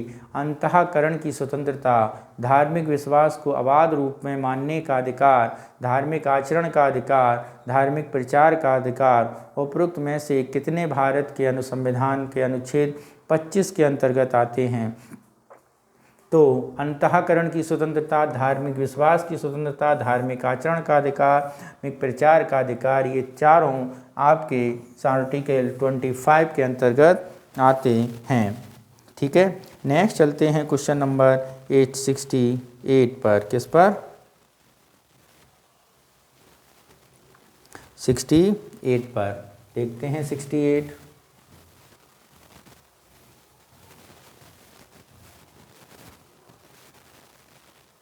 निम्नलिखित पर विचार कीजिए, ठीक है, करो विचार। समान कार्य के लिए समान वेतन, धन का संकेंद्रण रोकना, मदिरा का सेवन का प्रतिबंध करना, देश की रक्षा करना और राष्ट्रीय सेवा प्रदान करना उपरोक्त में से कितने राज्य के नीति निर्देशक तत्वों का हिस्सा हैं? तो ये अगर हम बात करें समान कार्य के लिए समान वेतन DPSP के अंतर्गत है। किसके अंतर्गत है? DPSP के अंतर्गत है। धन एवं उत्पादन के साधनों का संकेंद्रण कर रोकना, ये भी क्या है? DPSP के अंतर्गत है। मदिरा सेवन पर प्रतिबंध करना, ये भी DPSP के अंतर्गत है। केस की रक्षा और राष्ट्रीय सेवा प्रदान करना, ये फंडामेंटल ड्यूटी के अंतर्गत आता है, DPSP के अंतर्गत नहीं आता, यानी ऑप्शन सी हमारा सही होगा। नेक्स्ट चलते हैं क्वेश्चन नंबर 69 पर। निम्नलिखित में से कौन भारत में जनहित जनक प्रणेता है? जनहित याचिका का जनक प्रणेता, जनहित याचिका का जनक प्रणेते हैं PN भगवती, और जनहित याचिका जो ली गई है वो मित्रों ली गई है USA से। किससे? यूएसए से सबसे पहले आई थी PIL। नेक्स्ट चलते हैं क्वेश्चन नंबर 70 पर। क्या कह रहा है 70, उसे समझते हैं। निम्नलिखित पर विचार कीजिए। Vernacular press act, Ilbert bill विवाद, आर्म्स एक्ट, द्वितीय अफगान युद्ध, बंगाल का विभाजन, उपरोक्त में से कितनी घटनाएं वायसरॉय रॉबर्ट बुल्वर लिटन के कार्यकाल में घटित हुई थीं? ठीक है, तो यहाँ पर यदि हम बात करें, वर्नाकुलर प्रेस एक्ट 1878 में आया था, ये लिटन के काल में आया था। इल्बर्ट बिल विवाद लिटन के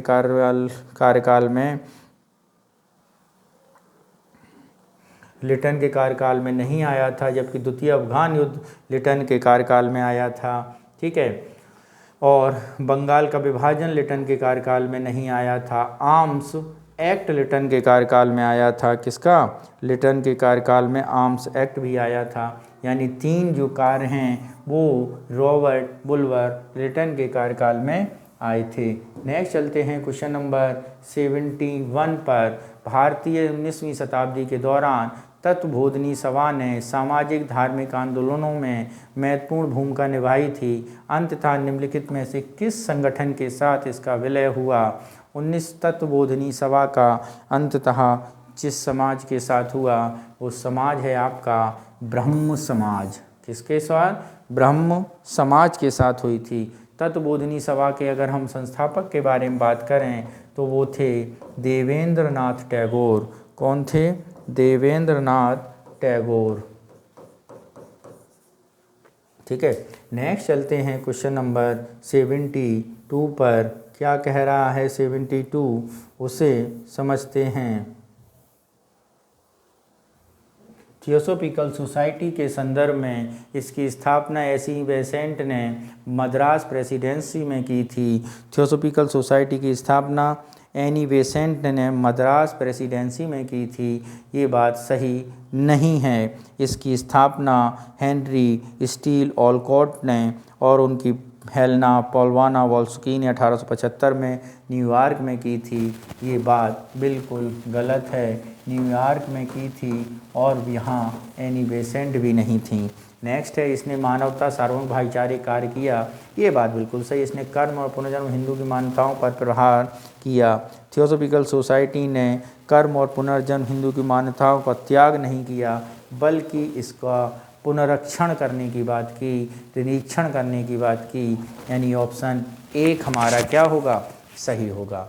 नेक्स्ट मित्रों, अगले क्वेश्चन पर चलते हैं। अगला क्वेश्चन है क्वेश्चन नंबर 73। औपनिवेशिक भारत के संदर्भ में जॉर्ज ऑरमडेले और DBW वाडिया एवं CP रामास्वामी अय्यर निम्नलिखित में से किसके साथ जुड़े होने के लिए जाने जाते हैं?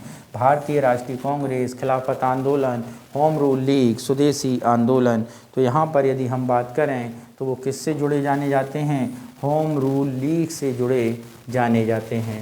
नेक्स्ट चलते हैं क्वेश्चन नंबर 74 पर। 20वीं शताब्दी के पूर्वार्ध में साउथ इंडियन लिबरेशन फेडरेशन का पुनः नामकरण किया गया था।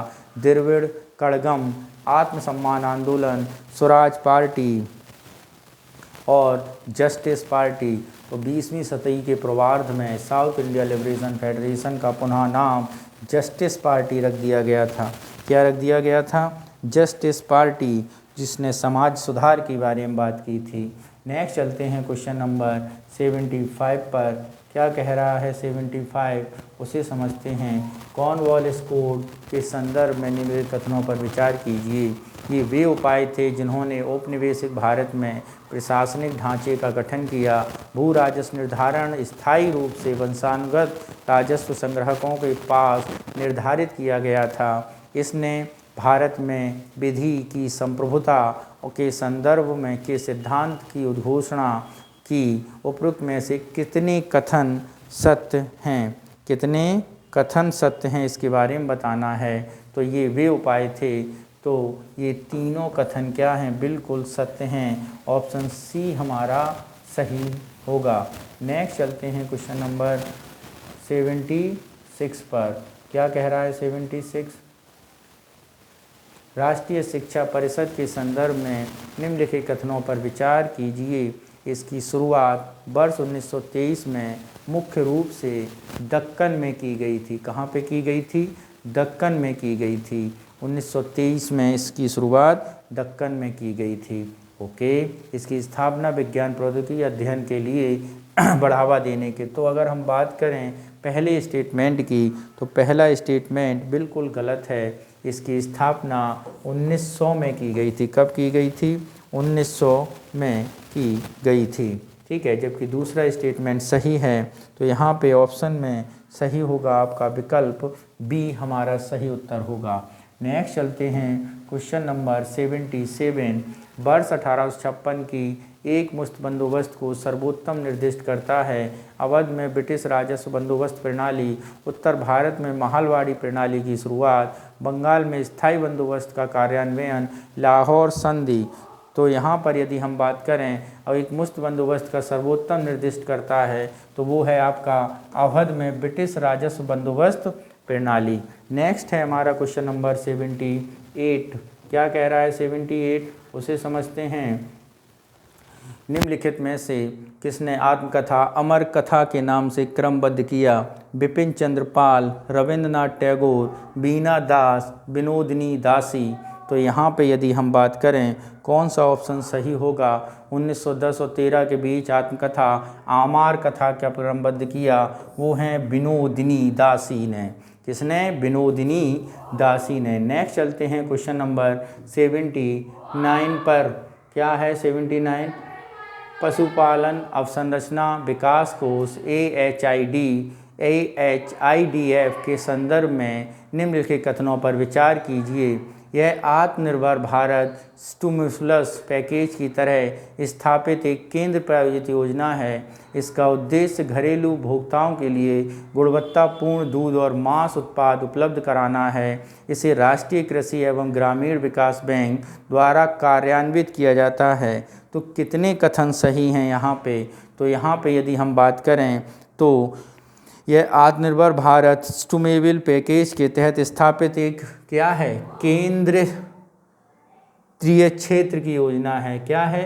तहत स्थापित एक केंद्रीय क्षेत्र की योजना है। केंद्रीय क्षेत्र की योजना है, यानी पहला स्टेटमेंट गलत है हमारा, सही नहीं है।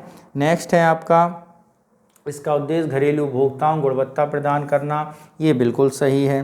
तीसरे स्टेटमेंट के बारे में बात करें, इसे राष्ट्रीय कृषि ग्रामीण विकास बैंक कार्यान्वित कर रहा है, नहीं, इसको कार्यान्वित कर रहा है पशुपालन संरचना विकास कोष, पशुपालन डेयरी मंत्रालय द्वारा। ठीक है, पशुपालन यानी भारत का पशुपालन डेयरी मंत्रालय द्वारा, ठीक है, ये कर रहा है। और बाकी देखें तो एक ही सही है, यानी ऑप्शन ए हमारा सही होगा। क्या होगा? ए हमारा सही होगा। नेक्स्ट चलते हैं क्वेश्चन नंबर 80 पर। देखते हैं 80 क्या कह रहा है हमसे। क्या है इसे समझते हैं। असहयोग आंदोलन के संदर्भ में निम्नलिखित कथनों पर विचार कीजिए। यह मुख्य रूप से व्यापारी वर्ग तक ही सीमित था तथा किसानों का समर्थन प्राप्त करने में सफल रहा। भारतीय राष्ट्रीय कांग्रेस के नागपुर अधिवेशन में असहयोग कार्यक्रम को मंजूरी दी गई। इस कार्य योजना के विदेशी कपड़ों का बहिष्कार, खादी का उपयोग तथा सरकारी सम्मान को त्याग शामिल था। उपरोक्त में से कितने कथन सही हैं? कितने कथन सही हैं? तो यहाँ पे देखें, असहयोग आंदोलन व्यापारी वर्ग तक ही सीमित था, ये बात बिल्कुल गलत है। भारतीय राष्ट्रीय कांग्रेस नागपुर अधिवेशन में असहयोग आंदोलन को मंजूरी दी गई थी, नागपुर अधिवेशन में नहीं, कलकत्ता के अधिवेशन में से मंजूरी दी गई थी। दूसरा भी गलत है, विदेशी कपड़ों का बहिष्कार, खादी का उपयोग, सरकारी सम्मान त्याग देना, यानी 3 सही हैं। ऑप्शन ए हमारा सही होगा। नेक्स्ट चलते हैं क्वेश्चन नंबर 81। स्वराजवादियों ने क्या? स्वराजवादियों ने निम्नलिखित कथनों पर विचार कीजिए। परिषद में प्रवेश के प्रश्न पर मतभेद कारण कांग्रेस खिलाफत स्वराज पार्टी का गठन हुआ। महात्मा गांधी ने परिषद में प्रवेश में स्वराजवादियों के प्रस्ताव का विरोध किया। स्वराजवादियों ने नरम दल से विभाजित करने की सरकार की रणनीति सफल रही। तो यहाँ पर यदि हम देखें तो परिषद में मतभेद के कारण खिलाफ में स्वराज पार्टी बनी। स्वराज पार्टी की अगर हम बात करें 1923 में बनी थी। ठीक है, नेक्स्ट क्या है, महात्मा गांधी ने इसका क्या किया था, विरोध किया था। तो महात्मा गांधी ने बेलगाम अधिवेशन में स्वराजवादियों को कांग्रेस का अभिन्न अंग बताया और इसका विरोध नहीं किया। स्वराजवादी नरम दल विभाजित करने की रणनीति सफल रही, ये बात बिल्कुल सही है। तो कितने सही हैं, 2 ऑप्शन सही हैं। नेक्स्ट चलते हैं क्वेश्चन नंबर 82। 1920 के क्रांतिकारी चरण के संदर्भ में निम्नलिखित घटनाओं पर विचार कीजिए। काकोरी ट्रेन डकैती, हिंदुस्तान सोशलिस्ट रिपब्लिक एसोसिएशन का गठन, सैंडर्स की हत्या, केंद्रीय विधानसभा पर बमबारी। प्रारंभ से शुरू करते हुए उपरोक्त घटनाओं का सही कालानुक्रम क्या है। तो इनका कालानुक्रम बताना है। तो सबसे पहले काकोरी घटना के बारे में बात करें तो 9 अगस्त 1925 को हुई थी। ठीक है, नेक्स्ट अगर हम बात करें हिंदुस्तान सोशलिस्ट रिपब्लिक एसोसिएशन 1928 में। सैंडर्स की हत्या के बारे में बात करें तो सैंडर्स की हत्या हो गई थी आपकी किसके द्वारा, Hindustan socialist Republic association. Sanders की हत्या 8 अप्रैल 17 दिसंबर 1928। ठीक है, 17 दिसंबर 1928 में। केंद्रीय विधानसभा में बम की बात करें तो 1929 में फेंका था। तो इसके बाद कालक्रम देखें तो एक ऑप्शन हमारा सही होगा। तो नेक्स्ट क्वेश्चन देखते हैं हम लोग। ठीक है, तो नेक्स्ट चलते हैं क्वेश्चन नंबर 83 पर। क्या है 83, उसे देखते हैं। उपरोक्त सेनानियों में निम्नलिखित पर विचार कीजिए। अनंत सिंह, गणेश घोष, लोकेनाथ बोल, उपरोक्त में से कौन चटगांव शास्त्रागार से जुड़ा था। तो चटगांव शास्त्रागार से अगर हम बात करें तो अनंत सिंह, गणेश राव घोष, लोकेनाथ बोले, ये सभी लोग जुड़े हुए थे। ठीक है, और गोला बारूद उठाकर ले गए थे, यानी ऑप्शन डी हमारा सही होगा। नेक्स्ट चलते हैं क्वेश्चन नंबर 84। क्या कह रहा है 84, उसे समझते हैं। साइमन कमीशन की प्रतिक्रिया के रूप में कांग्रेस ने हर चरण और हर रूप में कमीशन का बहिष्कार करने का निर्णय लिया। कमीशन से भारतीयों के बहिष्करण से कांग्रेस नाराज हो गई थी। तो साइमन कमीशन के संबंध में ये बातें की गई हैं। ये कांग्रेस ने हर चरण और हर रूप में कमीशन का बहिष्कार किया, ये बात बिल्कुल सही है। और कमीशन से भारतीयों के बहिष्करण से कांग्रेस नाराज हो गई थी, ये बात भी बिल्कुल सही है, यानी ऑप्शन ए हमारा बिल्कुल सही होगा। नेक्स्ट चलते हैं क्वेश्चन नंबर 85 पर। क्या कह रहा है, निम्नलिखित पर विचार कीजिए। पूर्ण स्वतंत्रता, पृथक निर्वाचिका स्वीकृति, भाषाई प्रांत, धर्मनिरपेक्ष राज्य, महिलाओं का सम्मान का अधिकार, उपरोक्त में से कितनी सिफारिशें नेहरू रिपोर्ट की थीं।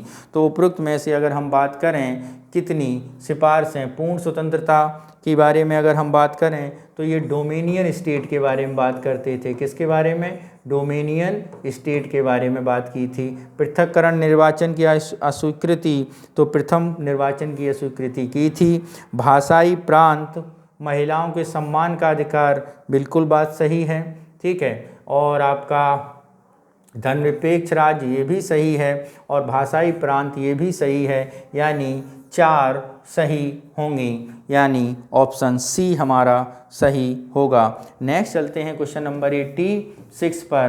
देखते हैं 86 क्या कह रहा है। सविनय अवज्ञा आंदोलन दिल्ली घोषणा पत्र का उद्देश्य था के क्रम में कांग्रेस की सरकार के साथ सम्मान स्तर पर लाना, गोलमेज सम्मेलन के लिए कुछ शर्तें रखना, मुस्लिम लीग के प्रस्ताव को संविधान के रूप में शामिल करना, ब्रिटिश नीति के अंतिम उद्देश्य को पुनः विश्वास स्थापित करना। तो यहाँ पर है गोलमेज सम्मेलन के लिए कुछ शर्तें रखना। दिल्ली घोषणा पत्र इरविन और गांधी के बीच हुए समझौते के तौर पे जाना जाता है, इसे गांधी इरविन पैक्ट भी कहते हैं मित्रों। नेक्स्ट चलते हैं क्वेश्चन नंबर 87 और देखते हैं क्या है सही क्या है गलत। नेता हैं और स्थान हैं। सी राजगोपालाचारी, क्या सी राजगोपालाचारी केरल से नहीं, वो तमिलनाडु से थे। कहाँ से थे, तमिलनाडु से थे सी राजगोपालाचारी। ठीक है, नेक्स्ट है आपका वकोम मालावार के कलपप्पम जो थे प्रसिद्ध नायर कांग्रेस के कल्पम कहाँ से नेता थे? वेकुम सत्याग्रह मालाबार यानी केरल से थे। गोपाल बंधु चौधरी उड़ीसा से, अंबिका कांत सिन्हा बिहार से, यानी 2 सही सुमेलित हैं। ऑप्शन बी हमारा सही होगा। नेक्स्ट चलते हैं क्वेश्चन नंबर 88। क्या कह रहा है? गांधी इरविन समझौते कांग्रेस सरकार के साथ समान स्तर पर खड़ा कर दिया। ये बात बिल्कुल सही है, बिल्कुल किया खड़ा। इसने सभी राजनीतिक कैदियों की रिहाई की अनुमति दी, बिल्कुल गलत। इसने पुलिस ज्यादतियों की सार्वजनिक जांच की मांग का प्रशस्त किया, ये भी बात बिल्कुल गलत है। यानी ऑप्शन केवल एक सही है, ए स्टेटमेंट। नेक्स्ट चलते हैं क्वेश्चन नंबर 89।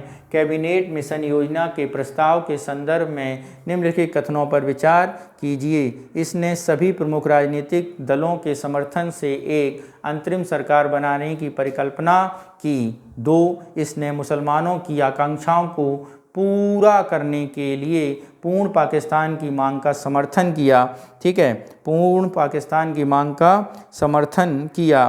तो यहाँ पर देखें तो इसने सभी राजनीतिक दलों की बात, ये बात बिल्कुल सही है। समर्थन नहीं किया था, ये बात गलत है। नेक्स्ट देखें आगे क्या दिया गया है इसमें। ठीक है, तो इसमें एक सही है, 2 गलत है, तो ऑप्शन ए हमारा सही होगा। नेक्स्ट चलते हैं क्वेश्चन नंबर 90 पर। क्या कह रहा है 90? निम्नलिखित कुदुम्बश्री की स्थापना तमिलनाडु में गरीबी उन्मूलन और महिलाओं को सशक्त बनाने के उद्देश्य से की गई थी। ये बात बिल्कुल सही नहीं है। दूसरी, यह मिशन भारत सरकार की राष्ट्रीय ग्रामीण विकास बैंक नाबार्ड के सहयोग से शुरू की गई थी। ये बात बिल्कुल सही है कि अगर हम बात करें कुदुम्बश्री तमिलनाडु में नहीं, ये योजना केरल में बनी थी। कहाँ पे बनी थी? केरल में। तो दूसरा सही है, ऑप्शन बी हमारा सही होगा। नेक्स्ट चलते हैं क्वेश्चन नंबर 91 पर। क्या है 91? मीर भोज के संदर्भ में 12वीं शताब्दी में गुर्जर प्रतिहार वंश का शासक था। कहाँ का था? गुर्जर प्रतिहार वंश, बिल्कुल सही है। महोदया स्कंदवा सैन्य शिविर का उल्लेख बरहा ताम्रपाल शिलालेख में है, ये भी सही है। उसने राष्ट्रकूटों से कन्नौज छीनकर उस पर कब्जा कर लिया और ब्रह्मपुत्र नदी तक अपने प्रभुत्व का विस्तार किया, ये स्टेटमेंट गलत है। इसने ब्रह्मपुत्र नदी पर तक नहीं, इसने नर्मदा नदी, कौन सी नदी है यहाँ पर? नर्मदा, यानी केवल 1 और 2 सही हैं, ए स्टेटमेंट सही होगा। नेक्स्ट चलते हैं क्वेश्चन नंबर 92। महिलाओं का कार्यस्थल पर लैंगिक उत्पीड़न अधिनियम 2013 के संदर्भ में निम्न कथनों पर विचार कीजिए। यह कानून अपने दायरे में पुरुषों और ट्रांसजेंडरों को शामिल करता है। कानून के अनुसार 20 से अधिक कर्मचारियों वाले किसी भी नियोक्ता को आंतरिक शिकायत समिति बनाने की आवश्यकता है। तो यहाँ पर यदि हम बात करें कौन सा स्टेटमेंट सही है, तो लैंगिक उत्पीड़न कार्यस्थल पर महिलाओं द्वारा सामना किए जाने वाले यौन उत्पीड़न के मुद्दों के समाधान के लिए है। क्या? पुरुष और ट्रांसजेंडरों को नहीं, महिलाओं के लिए है, यानी ये गलत। कानूनों में 20 से अधिक, नेतृत्व में एक महिला, 20 से अधिक नहीं बल्कि 10 कर्मचारियों के लिए है, यानी दोनों स्टेटमेंट क्या है हमारे? पूर्णतः गलत, यानी ऑप्शन डी हमारा सही होगा। नेक्स्ट चलते हैं क्वेश्चन नंबर 93 पर। क्या है 93? इसे समझते हैं। अल्लूरी सीताराम राजू के संदर्भ में विचार कीजिए। यह गांधीवादी विचारक थे जो आंदोलन से प्रभावित थे, बिल्कुल सही है। उन्होंने 20 के दशक के शुरुआत में पहले उग्रवादी गुरिल्ला आंदोलन का आयोजन किया। ये दोनों स्टेटमेंट क्या हैं? बिल्कुल सही हैं, यानी ऑप्शन सी हमारा सही होगा। नेक्स्ट चलते हैं क्वेश्चन नंबर 94 पर। भारत के इतिहास के संदर्भ में टंकाई पद्धति निम्नलिखित में से किसका वर्णन करती है? तो भारत के इतिहास में जहाज निर्माण की तकनीक, लौह इस्पात की तकनीक और सिंचाई विधि या वस्त्र बुनाई कला, तो टंकाई जो है वो भारतीय नौसेना में 2000 वर्ष पुरानी है, जहाज निर्माण की तकनीक है। नेक्स्ट चलते हैं क्वेश्चन नंबर 97 पर और देखते हैं 97। 97वें संविधान संशोधन ने संथाली भाषा, क्या? संथाली भाषा को अनुसूची 8 में शामिल किया है, ये बात बिल्कुल गलत है। 97वां संविधान संशोधन नहीं, वो 92वां संविधान संशोधन है। नेक्स्ट, संथाल देश उपनिवेश शासन के खिलाफ पहले व्यक्तियों में से एक था, ये बात सही है। ओल चिकी लिपि का निर्माण रघुनाथ मुर्मू ने किया, ये भी बात बिल्कुल सही है। तो कौन सा ऑप्शन सही होगा? 2 और 3, 1 और 2, 2 और 3, बी ऑप्शन हमारा क्या है? सही होगा। नेक्स्ट चलते हैं क्वेश्चन नंबर 96। कोई भाषा के संदर्भ में विचार कीजिए। कोई भाषा के संदर्भ में, यह द्रविड़ भाषा परिवार से संबंधित है और मुख्य रूप से इरौला जनजाति द्वारा बोली जाती है। कोई भाषा जो है 8वीं अनुसूची में शामिल करने का प्रस्ताव है, द्रविड़ भाषा की भाषा है और ये कोंद जनजाति के द्वारा बोली जाती है। किसके? कोंद। पहला गलत है, इसमें उड़िया लिपि का उपयोग किया जाता है और खोड़ी गुमसाई इसकी बोलियां हैं, ये बात बिल्कुल सही होगी। तो कौन सा ऑप्शन सही है? ऑप्शन बी हमारा सही होगा। नेक्स्ट चलते हैं क्वेश्चन नंबर 97 पर। क्या है 97? उसे समझते हैं। मलेरिया के संदर्भ में, मलेरिया प्लाज्मोडियम परजीवी के कारण होने वाला एक जानलेवा मच्छर जनित रोग है, ये बात बिल्कुल सही है। मलेरिया बीमारी सामान्यतः उप सहारा अफ्रीका, दक्षिण एशिया, अमेरिका सहित विश्व के उष्णकटिबंधीय उपोष्ण हैं, ये भी बात सही है। परजीवियों में ऐसी प्रजातियां हैं जिनके कारण मनुष्य में मलेरिया संक्रमण फैलता है। ये तीनों स्टेटमेंट क्या हैं? बिल्कुल सही हैं और तीनों हमें मिलेंगे डी पे, यानी डी ऑप्शन सही होगा। नेक्स्ट चलते हैं क्वेश्चन नंबर 98 पर। क्या कह रहा है? ओलंपिक के संदर्भ में निम्न कथनों पर विचार कीजिए। मिशन ओलंपिक सेल एक समर्पित निकाय है जिसे टारगेट ओलंपिक पोडियम स्कीम के तहत चयनित एथलीटों की सहायता प्रदान करने के लिए बनाया गया है। ग्रीष्मकालीन ओलंपिक 2028 ऑस्ट्रेलिया के ब्रिस्बेन में आयोजित किया जाएगा। उपरोक्त में से कौन से सही हैं? तो यहाँ पर यदि हम बात करें,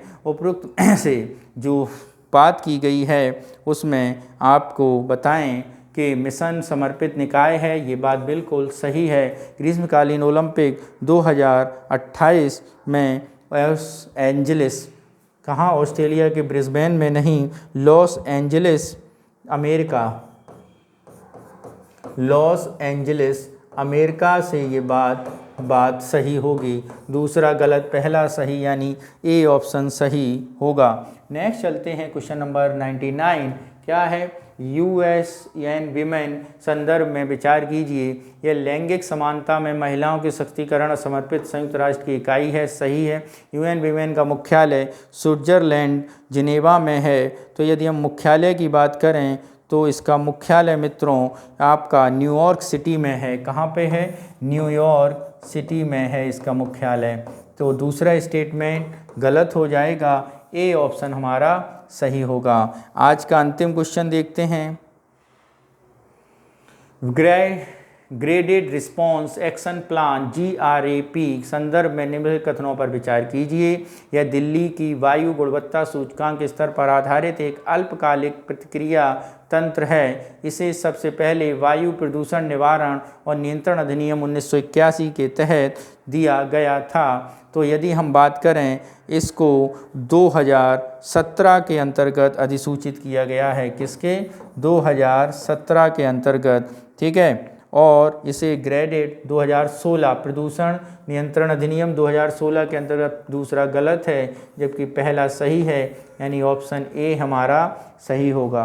तो इस तरह मित्रों आज हम लोगों ने दृष्टि IAS संस्थान का मॉडल टेस्ट पेपर 8 सॉल्व किया। शीघ्र ही शेष पेपरों को सॉल्व कर दिया जाएगा और अपलोड कर दिया जाएगा, और इसके साथ ही अन्य कोचिंग संस्थानों के पेपर भी हम लोग सॉल्व करके यहाँ पे अपलोड करेंगे। तो आप हमारे चैनल से जुड़े रहिए और अपना प्यार हमें ऐसे ही देते रहिए। धन्यवाद। Thank you. जय हिंद।